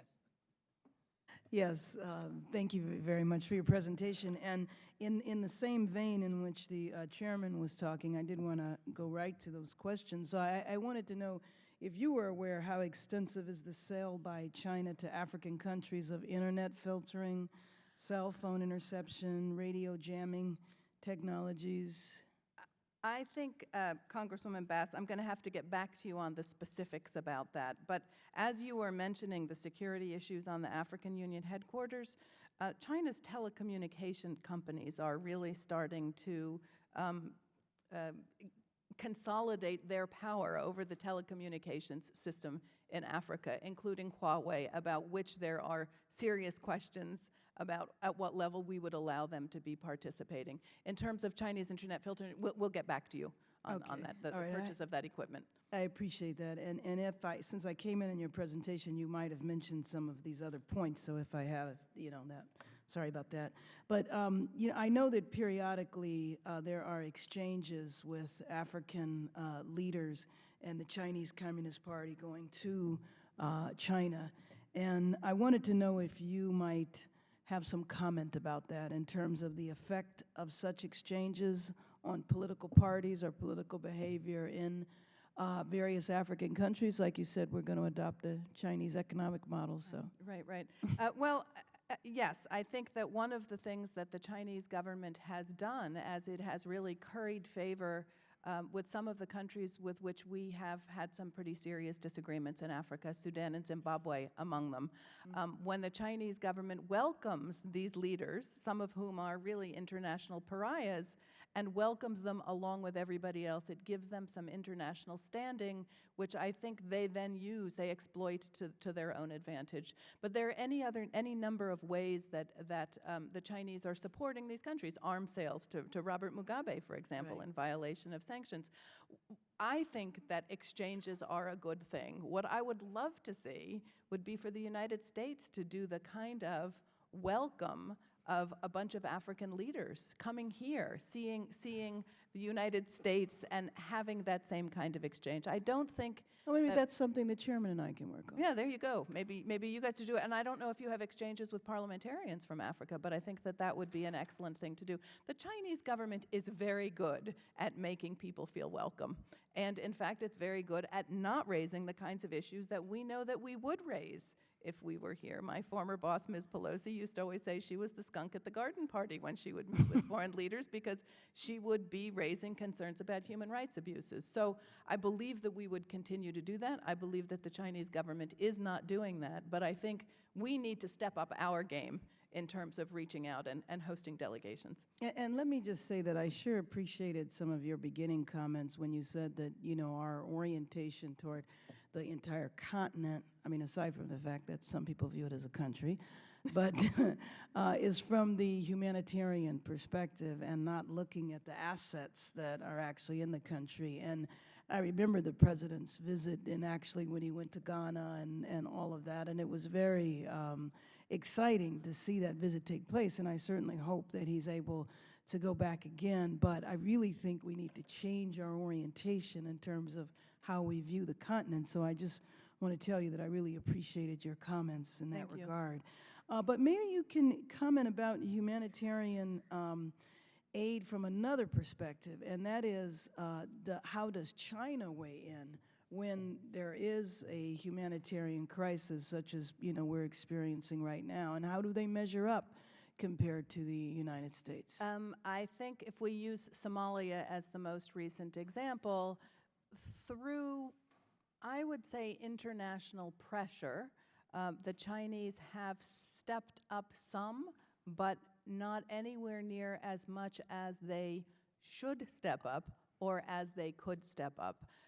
I have a tendency to look at it at another piece of it, though, which is some of these crises they have been involved in helping to fuel, directly or indirectly. They have, for example, sold weapons both to Ethiopia and to Eritrea. They'll sell on both sides if there's a reason to sell on both sides.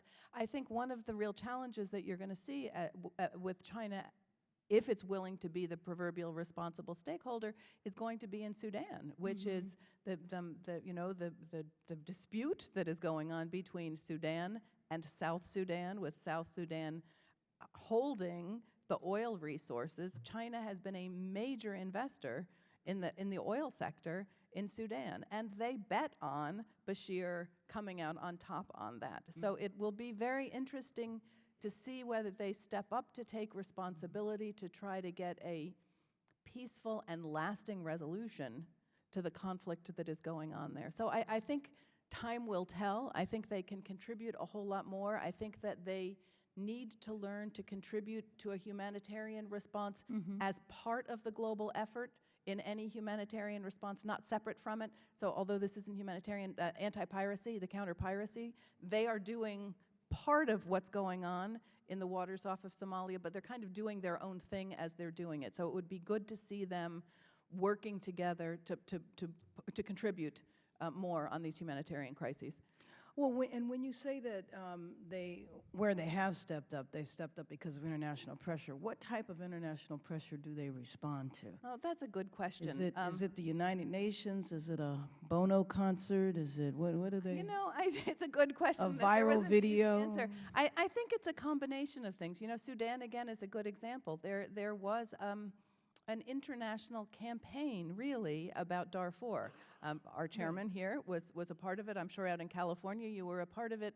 And it was multifaceted. And But that wasn't directed at China. That was No, it just wasn't directed directed at China, but there was a point at which people did start directing things at China because they were clearly selling arms. There were reports of Chinese military on the ground. That's and right. A story about that, Mia Farrow did a press conference, I think, right around the right here. Yeah, she did a press conference. Well, we happened to be in Beijing at that time, and people, you're in hotels, and everybody says, well, it's not censored. Ha!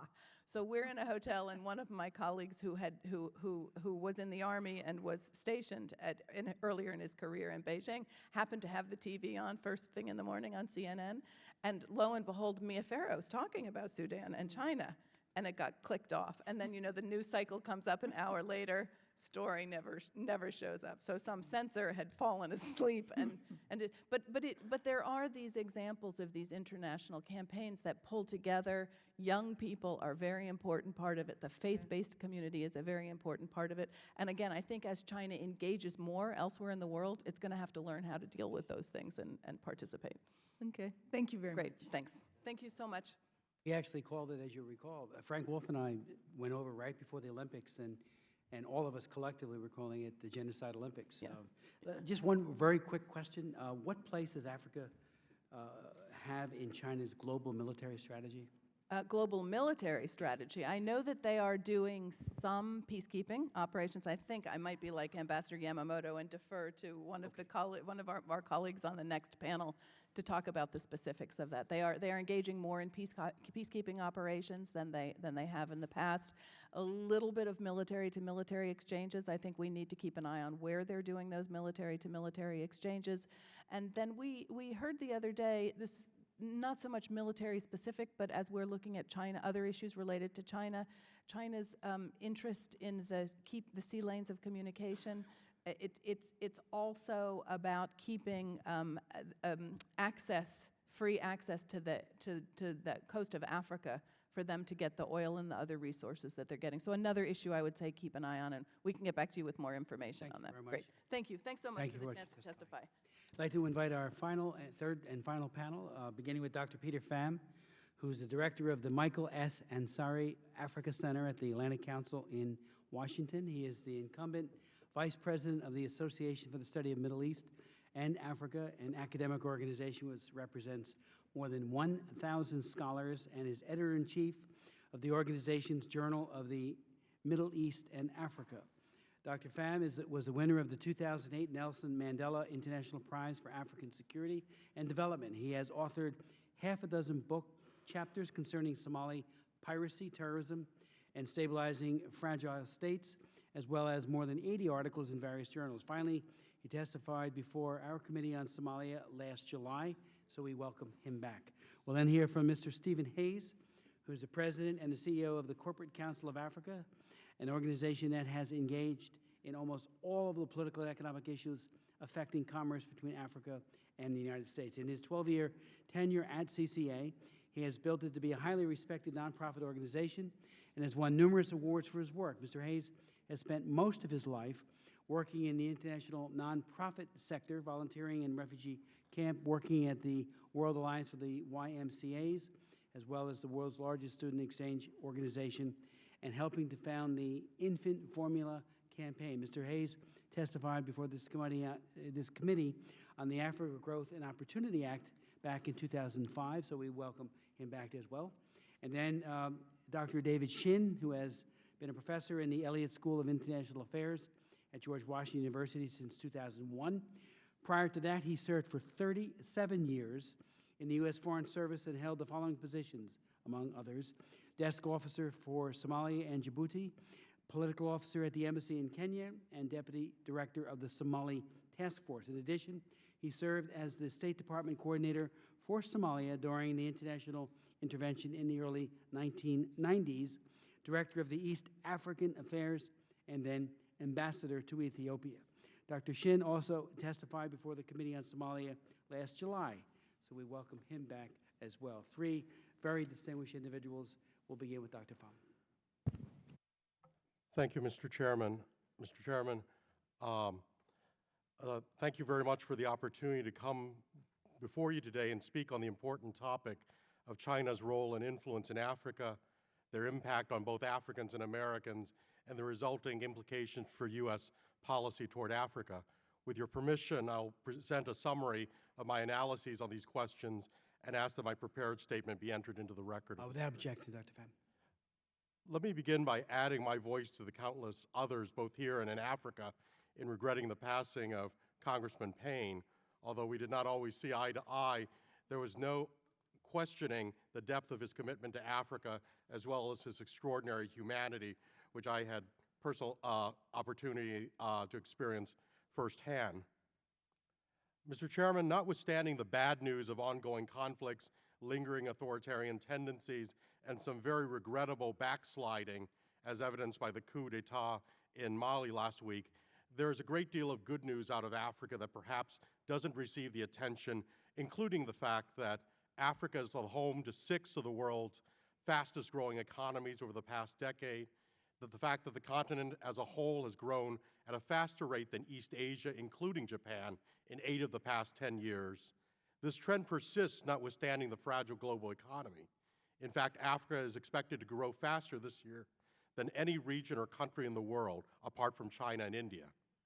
If the initial, and to a certain extent, at least for now, main driver for Africa's growth is demand from abroad for its primary commodities, there are 4 other factors which have contributed to Africa's increasingly dynamic economic prospects.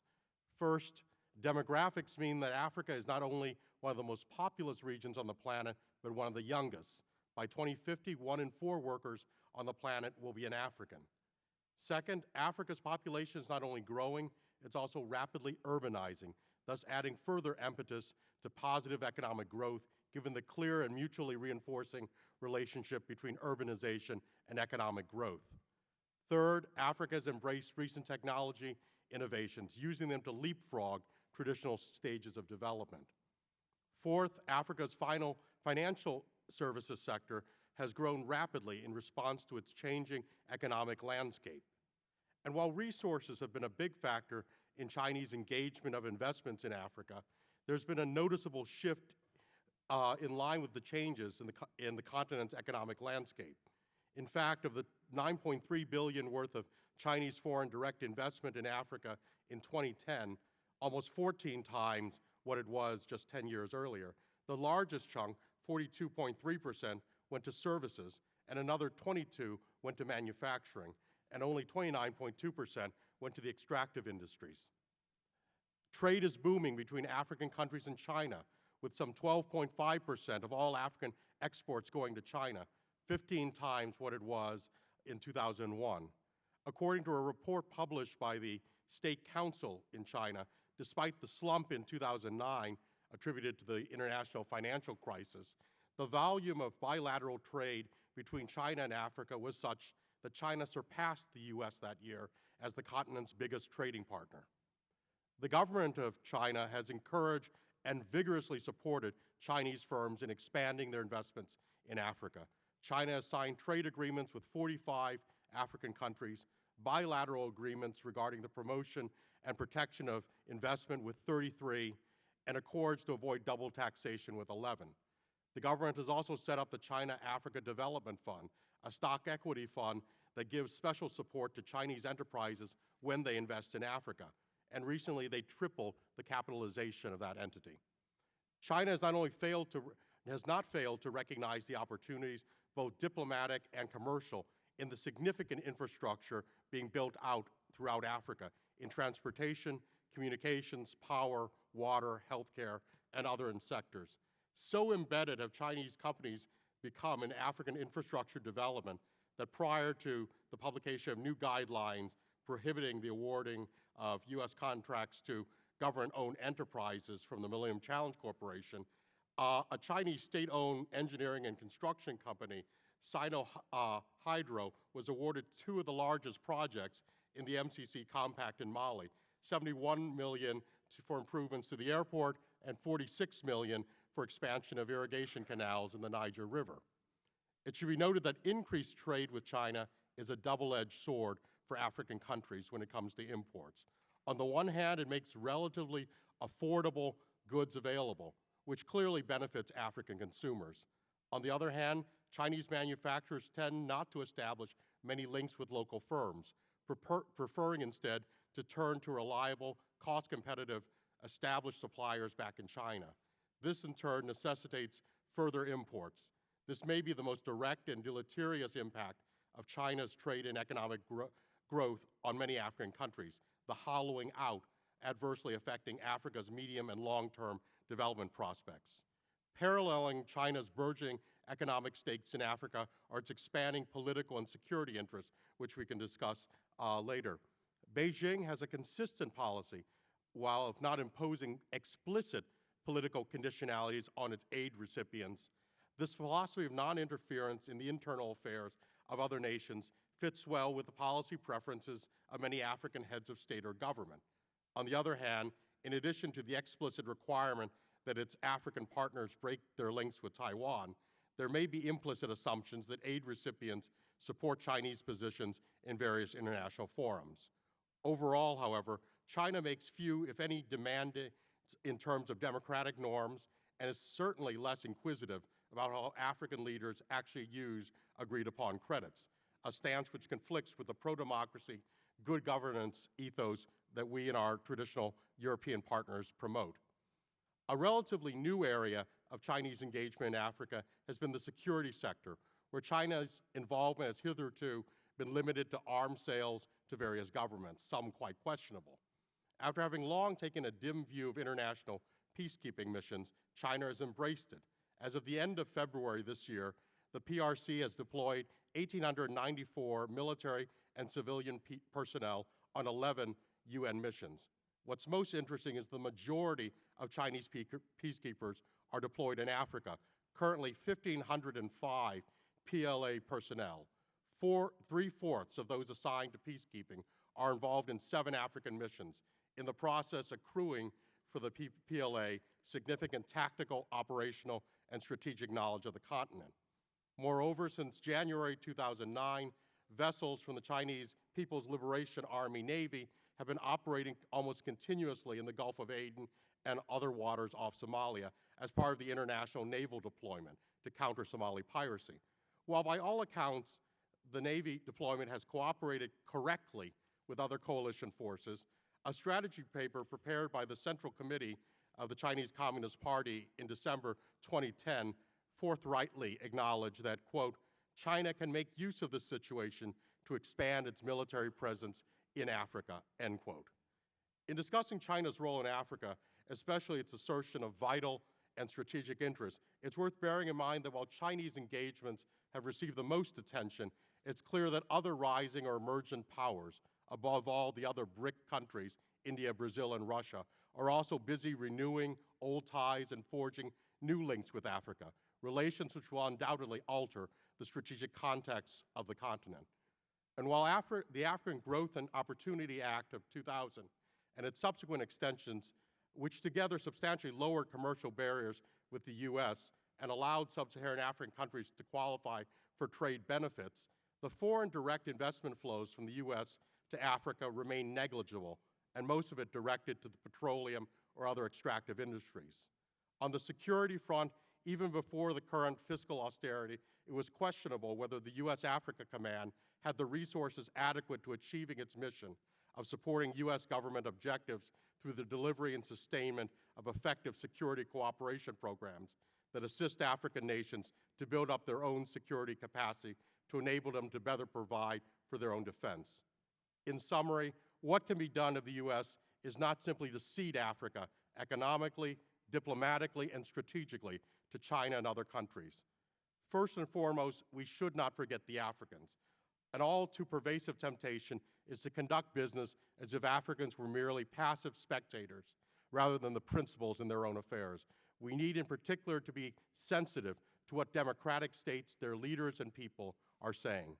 Secondly, the United States needs to develop a national strategy for Africa. Third, we need to establish a coordinating mechanism to implement that strategy. Fourth, and I'm sure my friend Mr. Hayes will speak to this, we need to engage and empower the private sector. There is a great reason to be cautiously optimistic about Africa's prospects. If the growing interest of China, India, and other countries signals anything, it is that the continent is not only a place where aid and humanitarian sentiments drive engagement, but where increasingly the emergence of business opportunities and the potential therein for mutual benefit form the basis of true partnerships. In order to seize this golden moment, the United States needs to develop a comprehensive, proactive strategy to promote the development and prosperity of our African partners, as well as to advance long-term American interests, economic, political, and security, to say nothing of countering any baneful influences from any other external actors. Thank you for your attention. I look forward to your questions. Devon, thank you very, very much for your testimony and your excellent recommendations. I'd like to now ask Mr. Hayes to proceed.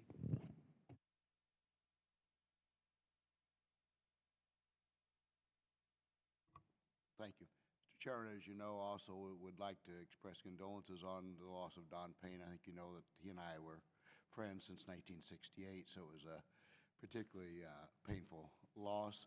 I hope you and others will continue the tradition of being spokespersons for Africa, as well as the Africa-U.S. relationship. I am going to, my experience with China is based on leadership exchanges before CCA, as well as a recent program with China, which included Dr. Shin. And what I would like to address particularly is the trade and business situation, of course. I think the situation as it regards China and Africa is more complex than commonly portrayed in the press. While there's an overall game plan directed by the Chinese government, primarily through use of its state-owned enterprises, there's also a large and growing private sector, separate from the government, that has also been encouraged to invest abroad. The major projects in infrastructure, energy, and mining extraction that dominate China's investment in Africa are financed through Chinese government institutions, such as the Exim Bank of China, And in this way, China is able to mobilize financing, a workforce, and a coherent plan for projects in Africa in a much faster way than our system can allow. It will be very difficult to compete with China at this level. The effect of China's engagement in Africa has been largely positive in that China has developed essential infrastructure in some nations, provided jobs in its textile plants in Africa, and has stirred global interest in Africa more than any other time in history. So at the same time, there's also the deleterious effects to its investments. Environmental controls are often lacking, and the Chinese private sector engagement at the small scale has displaced African marketplaces. Counterfeit goods flood Africa, and it's difficult for African companies to compete with such entities. There may be a growing backlash against this. While it may be incorrect to say that the investment in Africa by Chinese private sector companies is totally unrelated to the overall plan for Africa by the Chinese government, the private sector companies do have some of the same challenges as U.S. private sector companies. They do not have the same access to financing that state-owned enterprises have. They're not always able to muster their own homegrown workforces, as can the Chinese government and its enterprises, and they're often negotiating with African governments from a bottom-up arrangement, while the state-owned enterprises, as direct entities of the Chinese government, negotiate directly with the African government leadership. Ironically, the smaller private sector companies often find themselves losing in competition to the Chinese state-owned enterprises. I think that the collective approach by the Chinese government also allows them to provide a far more diverse package in their deals made with African governments. For instance, a deal for oil may also include the construction of government buildings for the host government, as well as other infrastructure projects. For U.S. companies to do this would require many companies coming together and putting such a bid together. The Chinese government simply has to make the deal necessary, summon the state-owned enterprises to implement the contract. Construction can be done at a much faster rate than could be done by U.S. companies, even if they were able to match the deal. Furthermore, Chinese companies are unencumbered by regulations of their own government dealing with the individual countries, such as the policy of non-interference in internal affairs that allows companies to avoid such issues of sanctions and other laws to which U.S. companies are bound. I think we can compete with China, however, but I think we have to do it through links with the private sector. I think we link with the African private sector, the key to democratic growth, to developing a middle class, to development in Africa is to develop the middle class. To do that, the private sector has to flourish. Where we can compete is linking our private sectors with the African private sectors. And in some cases, I will also say, where it's to our advantage, and I also think it helps us in China, we can link to the Chinese private sector interested in investing in Africa. I think you'll hear from Dr. Shin and others, too, that some in the private sector in China are interested in working with the United States. So I don't put China in a total monolith. I think there's far more diversity there, and we need to recognize that in terms of the economic systems. So I think our linkages and our advantages can, in fact, be by linking with the private sector, building the private sector, and that's the strength of the United States in terms of economic development. And in the long term, the private sector will also, I think, lead, and a growing middle class will lead to stronger democratic traditions as well. So our strategy would be, let's start working with building the middle class in the private sector in Africa. I think there are also threats to Africa that we also need to address. Although this is, purview is China today. I think the European partnership agreements that are being thrust upon the Africans go back to colonialism at its worst, and also will have the effect of keeping U.S. businesses out of Africa. So I think we also need to look at that. Thank you. Thank you very much, Mr. Hayes. Ambassador Shin. Thank you, Mr. Chairman, and Ms. Boss for inviting me to appear here today. I also pay my respects to Congressman Payne. I would like to begin by talking about U.S.-China economic competition in Africa. I think the most important difference between the United States and China is the very structure of the American and the Chinese governments and the way their respective systems engage in Africa. American commercial activity, trade, investment, bidding on contracts in Africa is conducted by private companies with limited involvement by the U.S. government. The situation concerning the relationship between the Chinese companies and the government of China is significantly different. While most Chinese companies operating in Africa are private, they tend to be small and medium-sized and account for a relatively small percentage of the dollar value of Chinese trade investment and the winning of contracts in Africa. Most of the large Chinese companies operating in Africa are state-owned enterprises, or SOEs.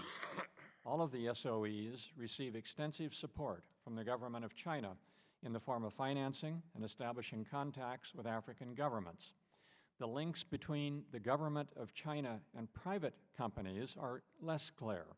For example, Mindray is a smaller, publicly owned medical company and technology company that is listed on the New York Stock Exchange. It has no government ownership. Several of its leaders told the CCA delegation in China in February that it receives no financing and very little support from the government. On the other hand, you have a company like Bosai Minerals Group Company Limited, which has a single mining project in Ghana. Bosai is a wholly private company. Bosai officials told us in February that the company relies heavily on government support, especially financing. The very nature of the different U.S. governmental and economic systems gives a huge advantage to Chinese SOEs. While private Chinese companies may not have a significant advantage over American companies, even some of them seem to have easier access to government financing than is usually possible for American counterparts. It's also important to acknowledge that since the mid-1990s, Chinese companies have been more aggressive in Africa than have their Western competitors. In addition, they are usually willing to accept a lower profit margin and in some cases to bid below cost in order to break into the market. In the past 5 years, Chinese banks have also significantly increased their engagement in Africa, where there's been a real absence of American counterparts. The price of American products and services is almost always higher, sometimes significantly so. In much of Africa, lower price tends to win out over higher quality. I want to turn to the natural resources question. While China has a number of interests in Africa, maintaining access to raw materials is, in my view, at the top of the list. China imports just under 1/3 of its oil from Africa. China also imports significant quantities of cobalt, copper, manganese, tantalum, bauxite, iron ore, etc. from Africa. We're often quick, however, to criticize China for a trade relationship with Africa that relies overwhelmingly on the imports of raw materials. We need to be careful in making this argument. In 2010, the United States imported from the 54 African countries more oil than did China by a rather considerable margin.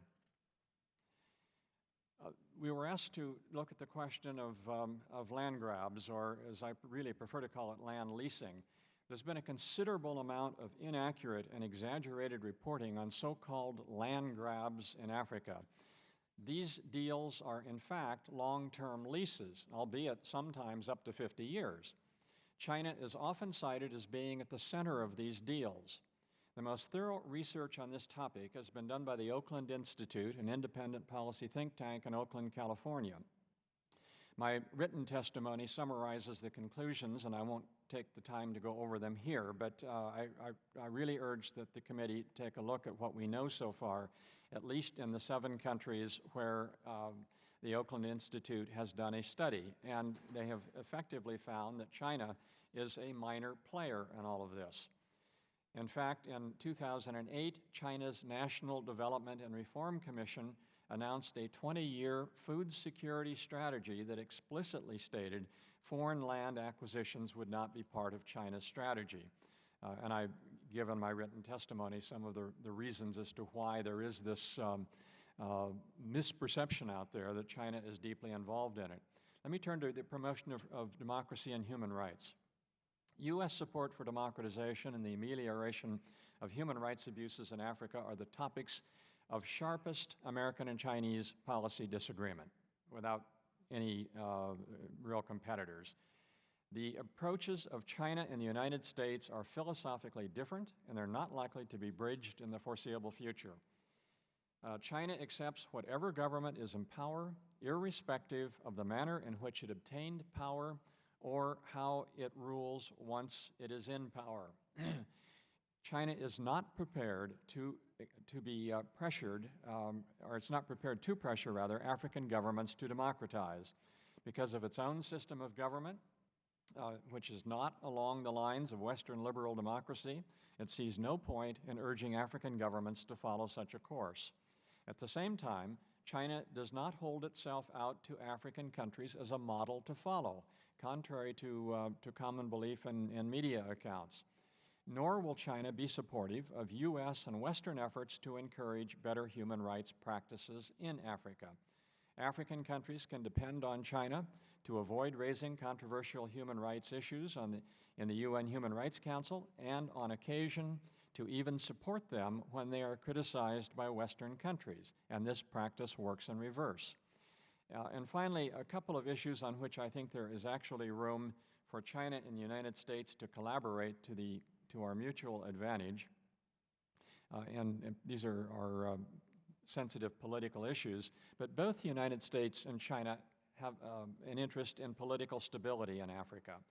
Both countries support all 6 UN peacekeeping operations in Africa, as Dr. Pham discussed. UN peacekeeping operations in Africa are strong candidates, in my view, for expanded cooperation between the United States and China.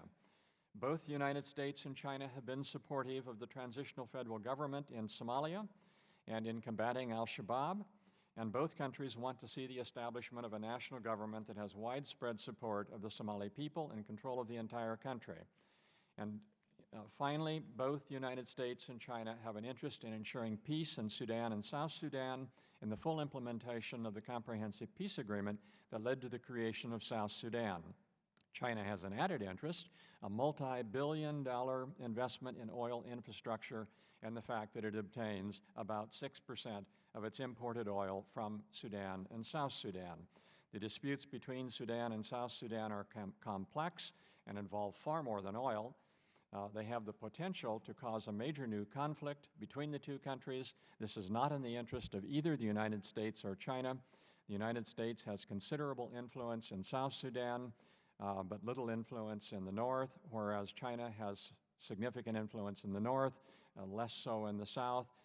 And in my view, this is an area where there could be greater collaboration than there has already been. Thank you, Mr. Chairman. Thank you very much, Mr. Ambassador. Let me just ask a few questions. Dr. Pham, in your testimony, you talk about China's outreach to Africa, including government-to-government level. Obviously, in the last academic year, some 5,700 African students received scholarships from the PRC government to pursue university-level training. Could you just elaborate very briefly, because we've had that for years, it's not enough, we all would agree. What language do they teach these university students in? And how does that selection occur, and what countries, frankly, are most likely to see students going from Africa to China? The students are from, the last time I looked, from 50 countries, so they're really from all over. Many of them are picked, they're officially nominated by educational authorities in some cases in their countries. Others are picked by nominally competitive processes through either the embassy or the Confucius centers that China has put up around Africa.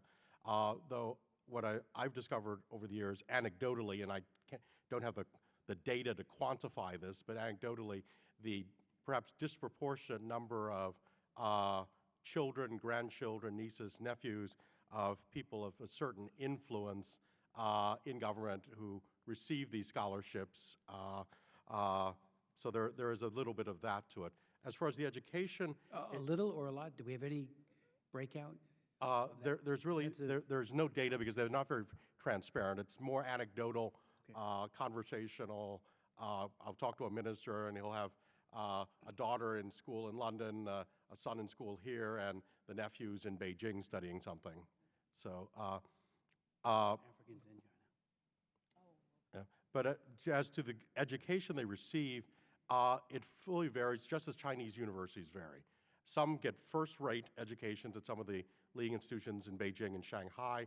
Some have received pieces of paper that I'm not sure will do them much good coming home with. So it's really, the number is high, but one has to really break that down into the quality of the education they do receive.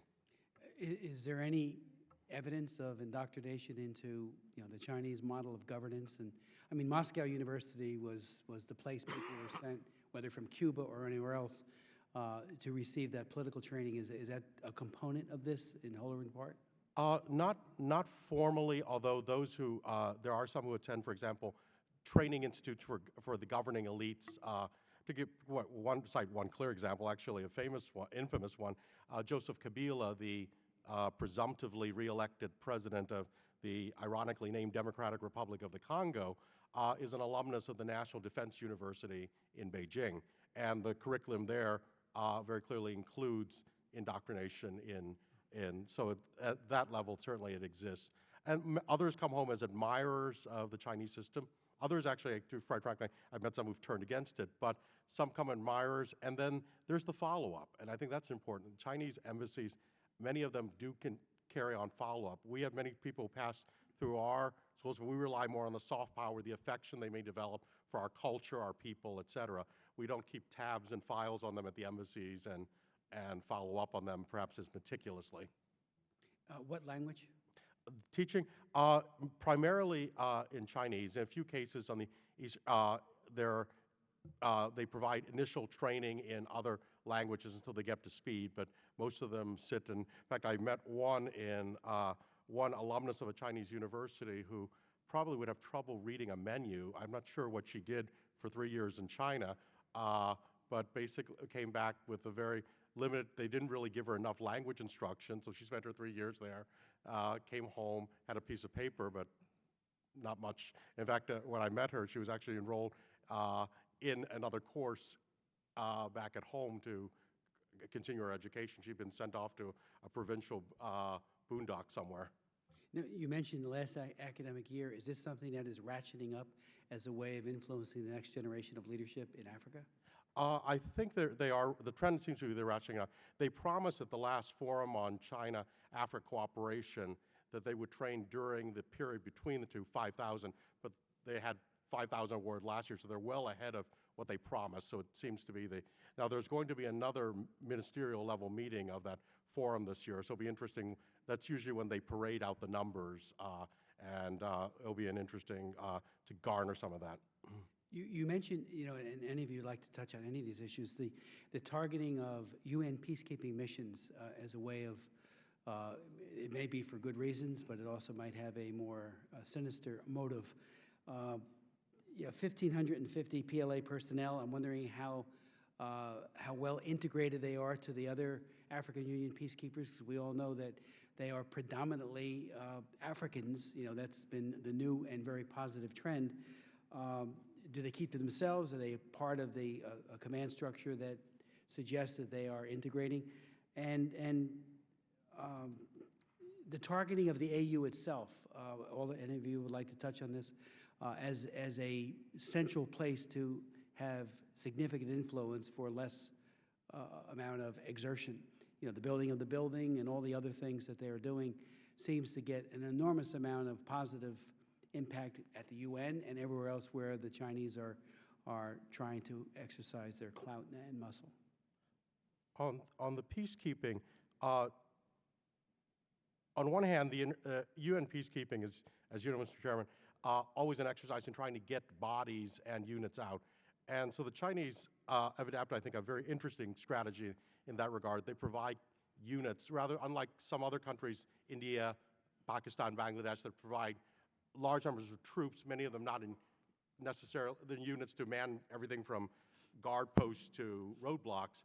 The Chinese, for very specific units, in Liberia, for example, their first peacekeeping operation, they sent an engineering battalion.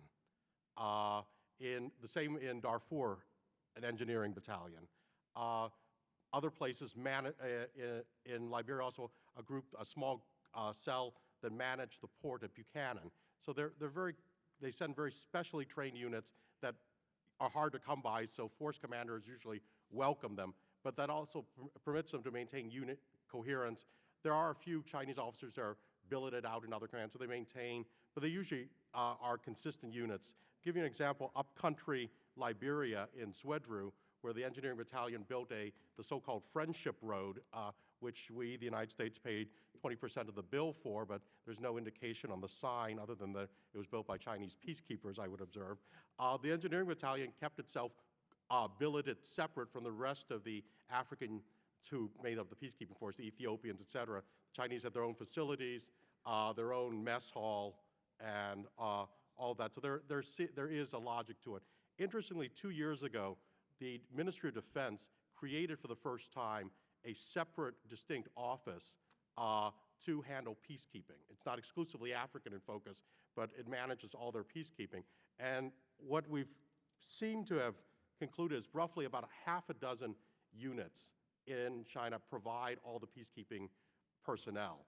So what happens over time, because the Chinese military career is a little different than our track where people move from unit to unit, you tend to stay with the same unit unless you're promoted upwards. So over time, you have certain officers who've had 2, 3, even 4 tours in Africa. So they acquire a knowledge that is quite formidable. Yes. Mr. Chairman, if I could just add to that, in terms of the peacekeeping side of your question, there have been a number of reports, rather thorough reports, done on Chinese peacekeeping in Africa, and all of those that I have seen have given the Chinese quite high remarks, particularly on their professionalism of their activities. There was one fascinating report that was actually done by an American colonel who was working alongside the Chinese in a very small operation in the Western Sahara. And he made the argument, and rather persuasively I thought, that the Chinese are also learning an enormous amount about Africa by having these folks being engaged there. And he suggested that it won't be very many years when the Chinese are going to have a better understanding of sort of the strategic situation in Africa than the Americans are, because they will have had so much engagement on the continent. An interesting argument by an American colonel, as an active duty colonel. If I could just make a quick reference to your question about targeting the African Union, although I might use a different word than targeting, it's certainly clear that China is working very hard to develop very good relations with the African Union, and it's not just the question of spending the $200 million in order to build the conference center there. They have been providing some budgetary support, and they have been helping with some of the African Union missions around the continent financially. But it's gone beyond that. They're also working very closely with ECOWAS in West Africa, and with SADC in Southern Africa, and with NEPAD, which is the Cross-Continent Economic Organization. They're getting involved everywhere, and it's really quite astounding to see how engaged they have been across the continent on virtually every issue, sometimes, quite frankly, filling a bit of a void left by the West. When you say you don't want to use the word targeting, is there something other than self-interest? Is there a sense of selflessness on the part of the Chinese, or are you just saying? There's certainly a self-interest involved, and if that's Is it a nefarious one, or is it? Well, that's where I wasn't quite sure where you were using the word targeting. I'm not sure it's necessarily nefarious. It's self-interest, yes, absolutely. Nefarious, not necessarily. It's unless you consider nefarious being increasing their economic links to the continent, their economic involvement on the continent, but China wouldn't be the only country doing that. But again, in terms of governance, what is it that you think they convey to emerging democracies? And when we talk about they don't take a position on human rights and the like with regards to Zimbabwe or Sudan, I mean, it's an open secret that they breached the arms embargo and did it with impunity, which meant that Africans in the Blue Nile region and elsewhere were being slaughtered with AK-47s that the Chinese government made available in exchange for oil.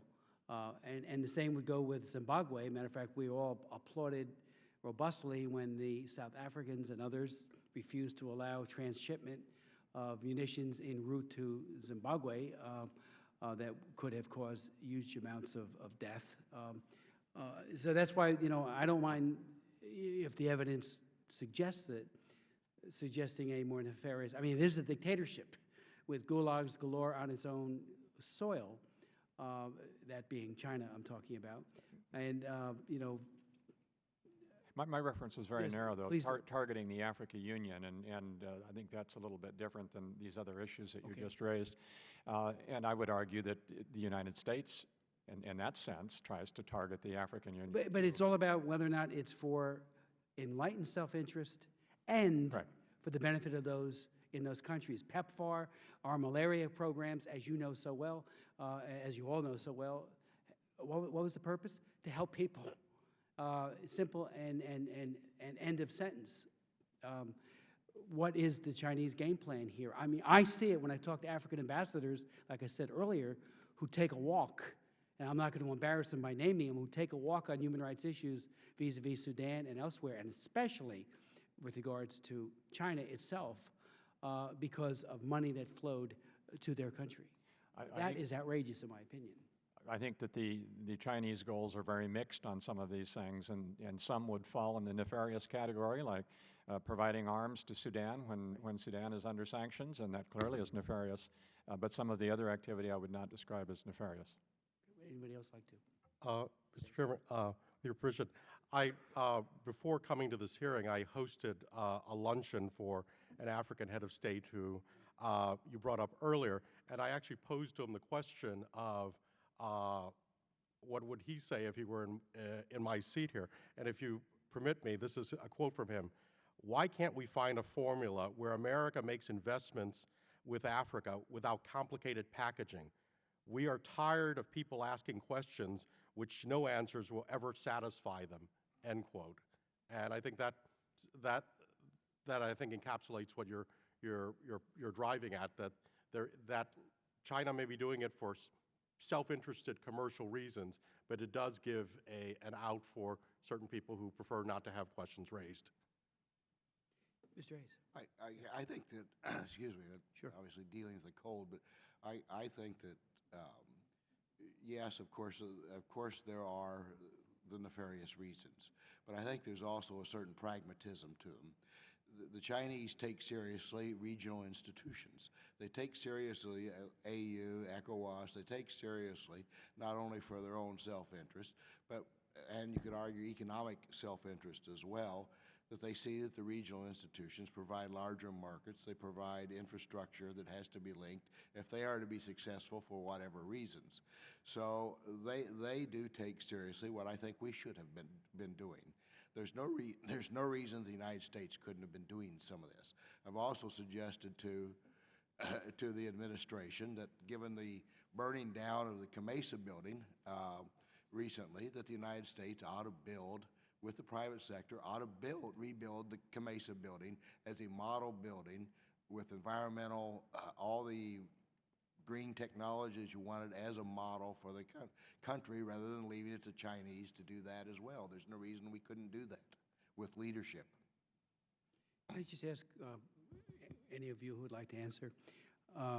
Since China itself has among the worst records ever on labor rights, are they having any impact on labor rights in Africa? ILO standards, which are universally recognized.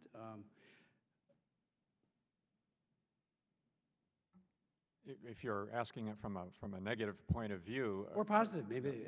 Probably nothing, but I'd be a little hard pressed to identify the positive side of that, I'm afraid. There have clearly been cases where, and Zambia is the one that's most often cited in the copper mines, where the impact has been negative, and that's very well documented, and I don't even think Chinese officials would argue with you on that one.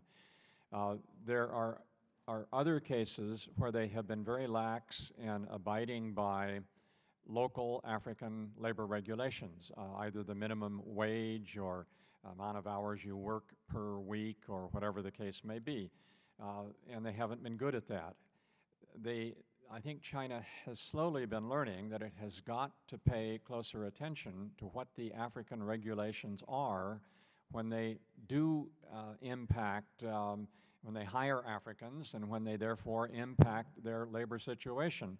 And they've learned it through the hard way by having protests appear or having people complain in the media. But they are slowly learning that this is just, they can't do business necessarily like they did it back home and get away with it all the time. So maybe that's slightly positive, I'm not sure, but there's not a lot of positive on that one. I would agree that the general effects have been negative. It's hard to get, because it's not a transparent system, and the governments themselves in Africa often aren't transparent with all the information. It's very hard to get facts, but clearly there's a growing resentment among the working force in Africa. It clearly swayed the election in Zambia as a backlash on labor practices.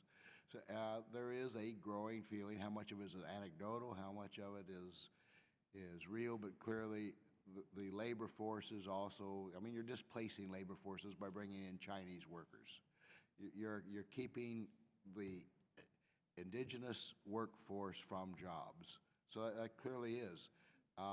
Again, I think the governments themselves in Africa also have to share blame for allowing that to happen as part of the negotiating for those contracts.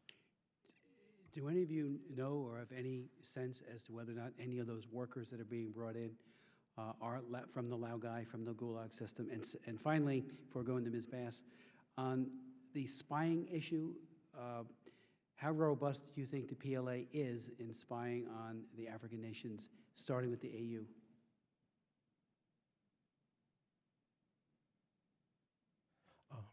On the bringing in of workers in Laogai, certainly that was the case in during the 60s, 70s, in some of the construction, the Tanzam Railroad and other areas. More recently, I've not encountered any verifiable instances. What we do have is probably abuse, not only of, we've discussed abuse of African workers, abuse of Chinese workers, many of whom in some parts of Africa are coming from very poor, backward, if you will, or less developed provinces who this is their mechanism to escape, to get somewhere and maybe make it out. So they're willing to work at standards that even back in China would be questionable in order to get out. And then afterwards, after their contracts have been met, then they start out small enterprise, become traders, et cetera. Could I ask you, would any of that rise to the level of labor trafficking?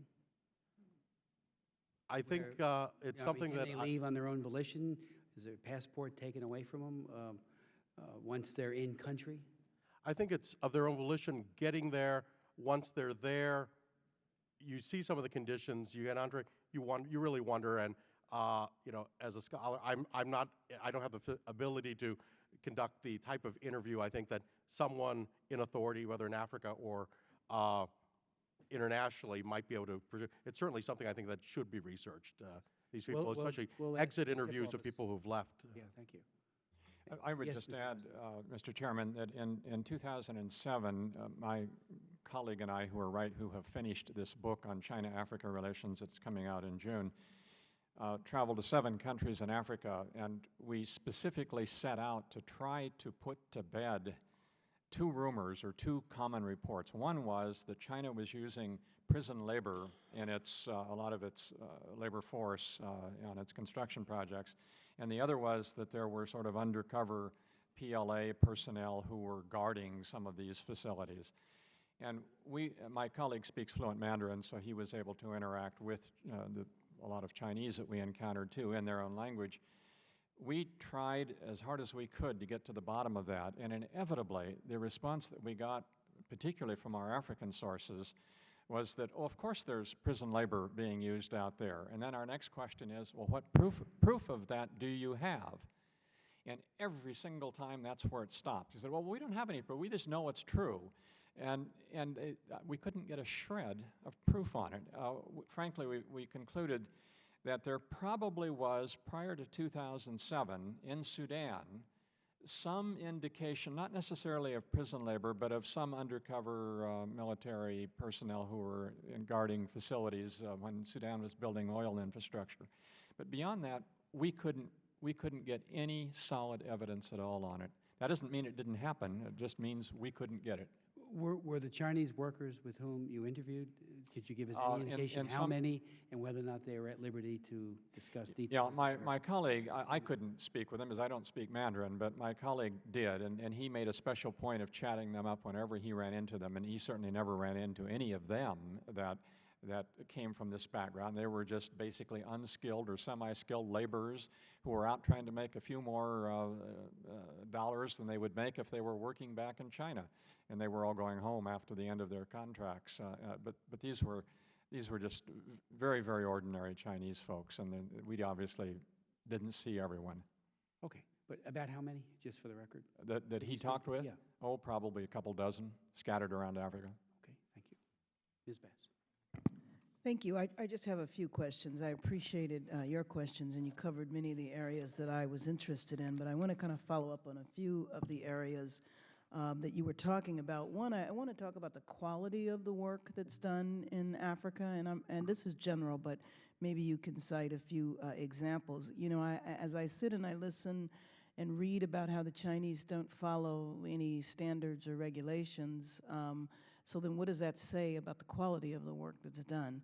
And have there been, I mean, because, you know, work has been done for many years. You mentioned the Tamzam, but you know, over the last couple of decades, are the various African countries running into problems with some of the work, some of the infrastructure projects?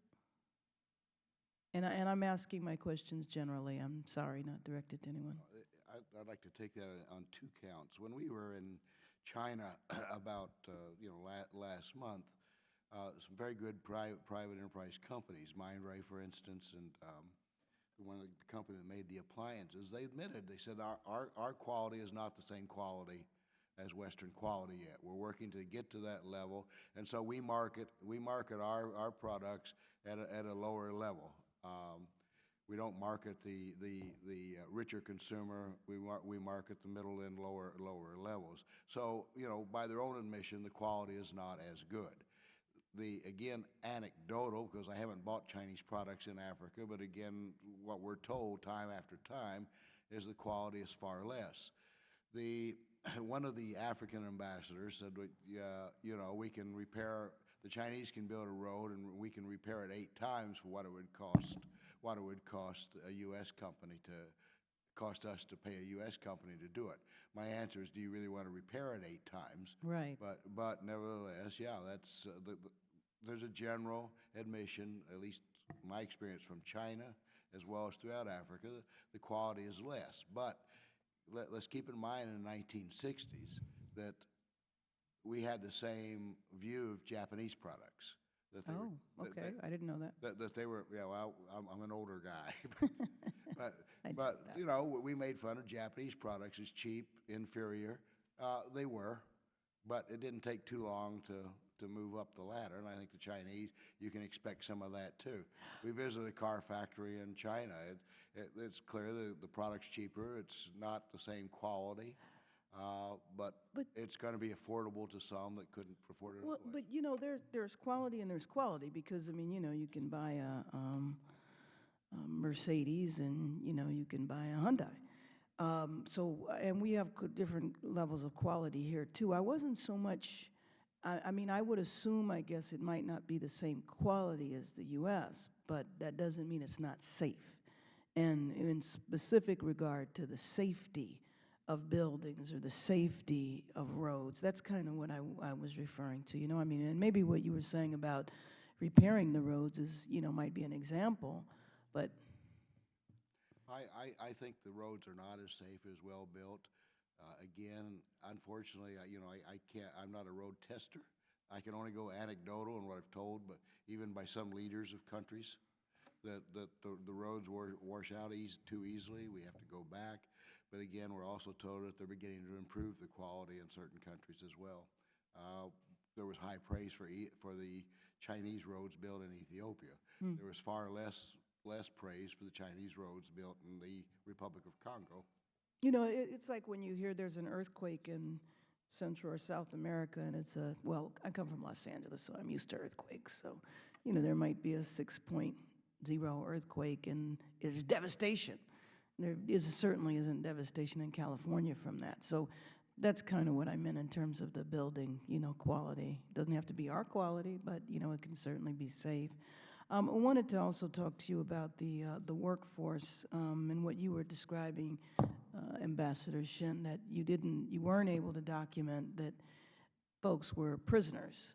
But, and then Dr. Pham described them as being people perhaps from the countryside and less skilled, but they weren't necessarily prisoners.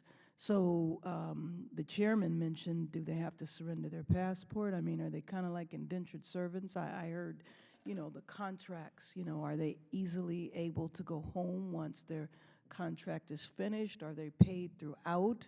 Or do they have to work many months and then they get a paycheck? What are some of the conditions that they face? It obviously, Madam Congresswoman, it varies considerably from the enterprise, whether it's a state-owned enterprise, a private contractor, what scale of enterprise. But a few general traits. The contracts generally pay for usually they run 2 to 3 years. These workers, overwhelmingly male, will go over for 3 years. They'll include their passage over and their passage home. If they were to leave, now having no evidence of passport confiscations or anything else, however, what I do know is if they were to leave before then they would be liable to, they'd have to pay their own way home. But then if you look at what they're being paid and what they're trying to save up, becomes it's not coercion, but it's of a different kind. It's the same with so they would lose everything they would have earned if one looks at what it costs to travel to and from Africa to many markets. They're not necessarily, I don't think, I have no evidence whatsoever that they're locked in and at night, but on the other hand, many of these people are in countries where they do not speak the language much, and they certainly don't speak English. I once ran across several of them in Swaziland who, amusingly enough, they spoke their dialect. They didn't even speak Standard Mandarin, didn't speak any English, and spoke, we couldn't really communicate. They spoke a smattering of Swazi phrases. So if you're one of those poor gentlemen, you're not going to be able to get very far. So there's no coercion, but where are you going to go with a smattering of Swazi? And so I would put it in that sense, not coercion, but you're not quite free.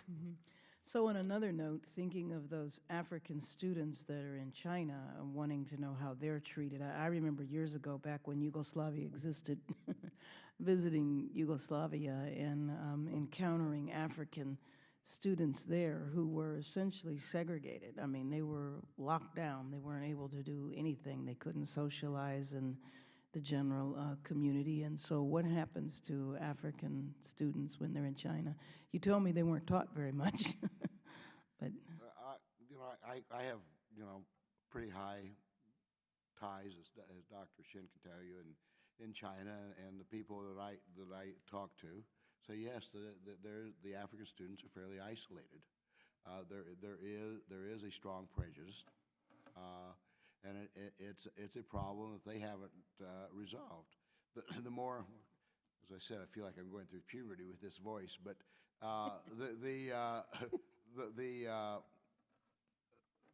the more liberal and open in China would tell you that there are major problems. There's distrust. It's like in my work in and out of the Soviet Union in the 1980s at Patrice Lumumba University. There was a strong anti-black feeling by the Russians. In fact, I had one African diplomat tell me he insisted his son go to Patrice Lumumba University so he'd come back and hate communism. But there's a very strong bias. Yeah, I mean, you're looking at a Chinese society that's 95% Han. It's an extraordinary 95%. 95% Han cultural. So it's an extraordinarily homogenous society given the size of the country. Congresswoman Bess, if I could just address quickly both the quality safety question and the workforce question. These are issues that we've spent a lot of time trying to get to the bottom of. On the quality issue, it's interesting. There's an element of you get what you pay for. In other words, if you want a road built by a Chinese company, it's the African government that will set out the specs for the road. And sometimes the African government wants a cheap road, and the Chinese are perfectly happy to accommodate. You want a cheap road, you get a cheap road. And in one case, it was pointed out in Angola, they wanted a cheap road because they wanted it really fast because elections were coming up and they wanted to show the public that they were doing something for them. So we don't care about the quality, but just get that road done so that we'll get the votes of that part of the country. That may sound familiar sometimes in our own country. I thought it did. Now, on the other hand, you can get a good road from the Chinese. If you have the specs are high enough and you're willing to pay for it, they'll build you a good road. It's probably almost as good as what the Germans or the Americans would do. On the question of safety, this has been a troublesome area and one that the Chinese themselves are aware of and they would like to stop because they don't want bad publicity on unsafe products like we've had in the United States, like they've had in China. I mean, it's been an embarrassment in China. And when it comes to pharmaceuticals, for example, and it's not just China that or Chinese products that have done this, it's Indian and probably Pakistani and Indonesian and others where you get adulterated pharmaceutical products that don't do what they're supposed to do. They're manufactured by private companies and they cause a lot of problem when they're not the right thing. Finally, on the quality issue, there have been some environmental issues that have been caused by Chinese projects in Africa, normally on the negative side. China, again, has learned, is learning its lesson on these. They've run into civil society blowbacks of, we don't like this project because you're tearing up a national park or you're polluting water or something or other. And they've learned that this is not good, smart politics. So they're trying to improve their record on the environmental side. They're not there yet, but at least they understand that this is just not, it doesn't make for good relations. On the workforce question and the nature of contracts, et cetera, I would agree with what Peter said. Some of the contracts are as little as 1 year, not 2 years, or 1 year renewable. What happens with most of these workers is that they're hired en masse. They're brought in a group, a large group, to wherever the project is in Africa. They're housed on a compound, so they're living with their Chinese counterparts in part because that's where they get food that they like and are satisfied with, and because they can speak the same language to someone because they speak nothing but some dialect of Chinese. So they can't interact with anyone out in the general public. There also have been some issues of on-the-job cultural tension, shall I say, between the Chinese workers and the African workers, where you can almost tell through hand motions and whatnot that they really don't like each other that much. But I have never encountered anything like withholding passports or that sort of thing. On the other hand, if you could yield on that point. I'm sorry? When you say you haven't encountered yeah. if you don't mind yielding. Sure. What kind of hard questions, what kind of human rights reporting has been done to ensure that? I have asked that question of our tip office. I've asked it of various desk officers. Who is actually investigating to ensure that when you talk about labor trafficking, I mean, who's had access? I mean, where's the reporting? I mean, anecdotally, I'm very slow, and as we all ought to be, to make a decision. And I wrote the Trafficking Victims Protection Act. It took 2 years to get that passed against a great deal of opposition. Finally, it passed, and it was overwhelming once we got to a critical mass in the House and the Senate. I mention all of that because without good reporting on the ground and methodical, I'm afraid, I mean, I asked our people in DR Congo, have you had any access to those individuals who are working on that huge building being constructed by a Chinese company? They said no. Mr. Chairman, you've looked into this more than I have. I don't have the answer to the question, and it may be that no one has looked at it. My only comment is that I'm just personally not aware of cases where they have withheld passports. But I was going to add that there have been cases where there have been difficulties with significant numbers of Chinese laborers on the ground, either a result of a local protest over some local problem that has arisen. And one recent occasion was at a cement plant in Ethiopia. There was another occasion a couple of years ago in Equatorial Guinea when the Chinese actually protested against the government of Equatorial Guinea.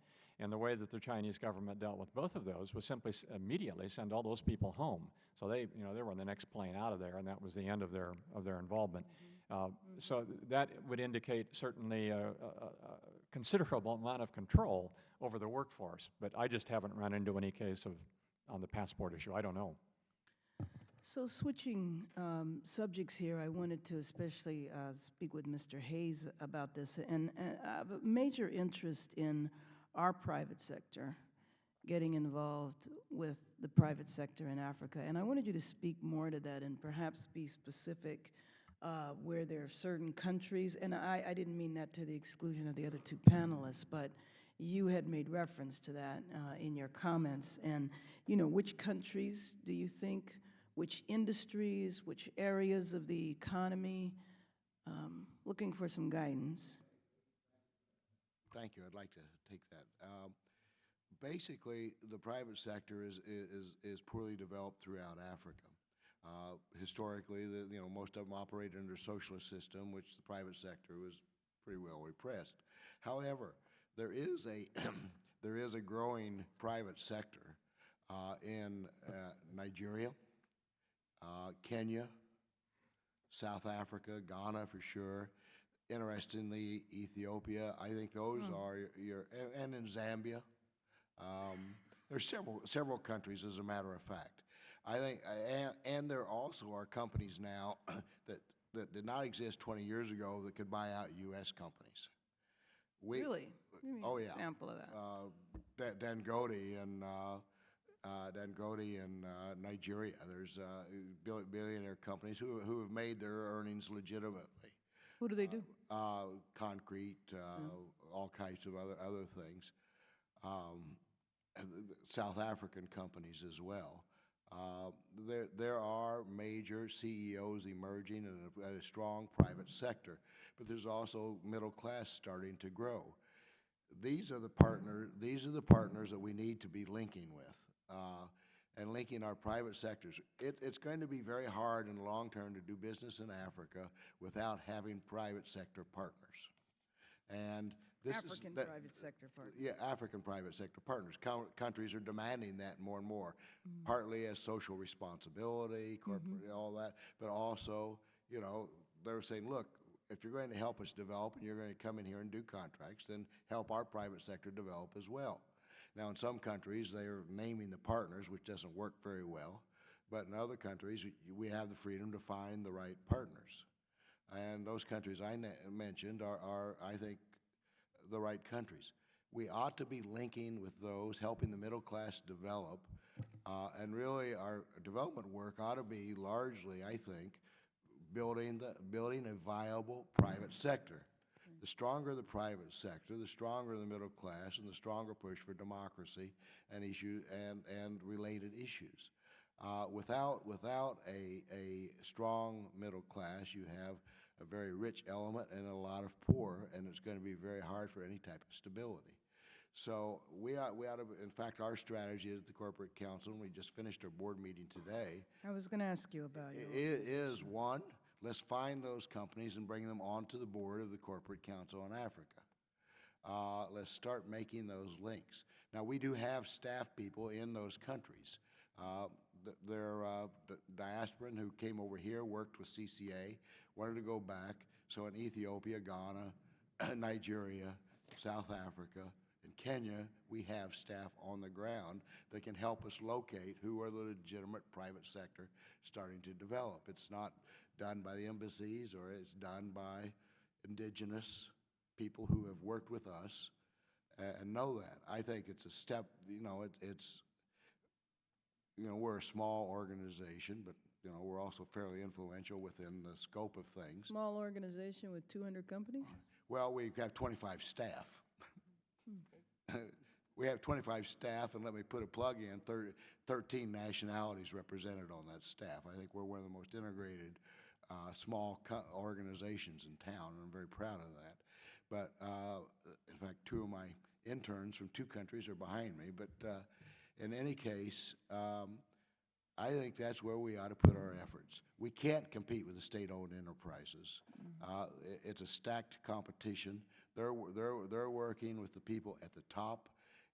If we're serious about the changes in Africa that need to happen, we need to work with the people that are building the middle.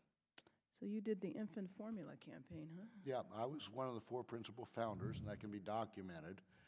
We started in 1976. Dick Fernandez, who was the chaplain at Yale University at the time, was also one of the founders, Leah Margulies. And anyway, we got when the victory celebration was in 1983, the person we hired, Doug Johnson, out of Minnesota, got front page of New York Times signing the peace agreement with Nestle.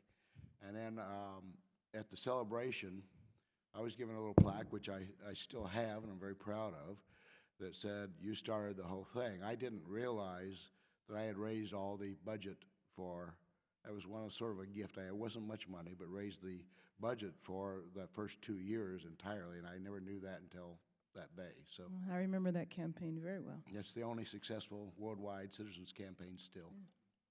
Remember it well. Ms. Bass, if I could just add just two points to what Mr. Hayes has just said. I completely agree with that. There are 2 parts that the U.S. could help with Africa. We talk a lot about infrastructure development. Infrastructure development isn't just roads. We don't have many American construction companies pushing you out there, but infrastructure, telecoms, which we're this week concluded already today in Addis Ababa was a telecoms conference about the future of Ethiopian telecommunications. As I haven't seen the up-to-date registration list, but I saw the one that was up-to-date as of Monday morning. There wasn't a U.S. company attending. So at the big level, but also we need to get U.S. companies out there at the low. The African middle class is defined by the African Development Bank as $4 to $20 a day. The middle class? That's the middle class. That's the growing middle class. At $4.20, many American companies simply, and this is why they turn to Chinese goods of varying qualities, don't have products that they can easily access at $4 to $20 a day.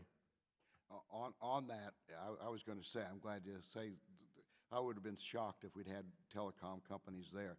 The U.S. telecom industry has given up on Africa. Motorola withdrew. We do not have.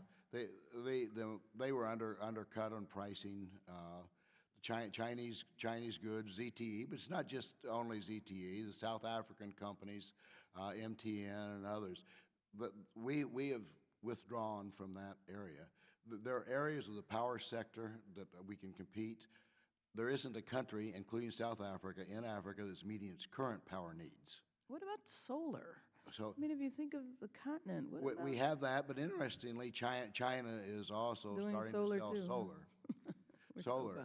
But we do have the Brazzaville is lit by the streets of Brazzaville are lit by solar lighting from a Florida company. So there are areas that compete, but the problem on that, and Dr. Shin, David referred to that earlier, is that financing is very hard to get in the United States. Financing is a lot easier for not just China, almost anybody else. Our banks will not step up to finance on Africa. We've had a contentious relationship with XM. I'm far more sympathetic to XM than I was. We've had, as a result of that back and forth, we've had some very good dialogues. XM can't guarantee loans if no American bank is going to step up. And they're not stepping up. And that is really putting us to a significant disadvantage. We need to echo, I think, what Peter said, but we need a national policy. We need national leadership that says Africa is in our highest interest, and I believe it is. I think it's, right now, I think it's the most important continent to our future. And yet we're not engaged to the extent that we need to be engaged in Africa. The private sector needs to be far more engaged. Yes, that's a lot of 200 companies, but it should be far more. Thank you. I don't know, did you have any comment, Ambassador? The only item that I would add on the banking question, and I alluded to it in my my oral remarks, and it's in more detail in my written testimony, but just to underscore the point, American banking is doing less today in Africa than it was doing 30, 40 years ago. It's basically abdicated. And who has been stepping in the last 6, 7 years? China. China is all over the banking sector now. It had almost nothing there 6 years ago. It bought 20% of Standard Bank of South Africa for $5.5 billion. It has bought various smaller percentages of European banks like Barclays that have wide exposure in Africa. It's setting up its own banking offices in a select number of African countries, particularly in southern Africa where you have more wealth. China has figured this out, and we haven't gotten our heads around it. It's kind of amazing to me, too, because for all the complaining we do about China, for us just to hand over the continent to them is really kind of, responsibility is on us. And then, when you were talking a few minutes ago about the environment, we have a lot to be proud of, but some of our environmental track record in Africa is not too glorious. But anyway, I appreciate your comments. I really would like to continue to follow up with the three of you on these different issues, and especially around U.S. investment, and maybe, how we in our country here in D.C. on a bipartisan level. I mean, in thinking about the private sector involvement, I mean, I know that's a concern of my colleague on the other side of the aisle, and how do we get more of our companies to have direct business relationship in Africa. So thank you very much for your time and your testimony. And I do think our bill is a start. I hope that all of you will take a look at it and hopefully endorse it. Thank you. I hope you'll come back, because I know we kept you late, but thank you for your outstanding recommendations and very incisive commentary. It really does help this committee do a better job, and hopefully by extension the Congress. The hearing is adjourned.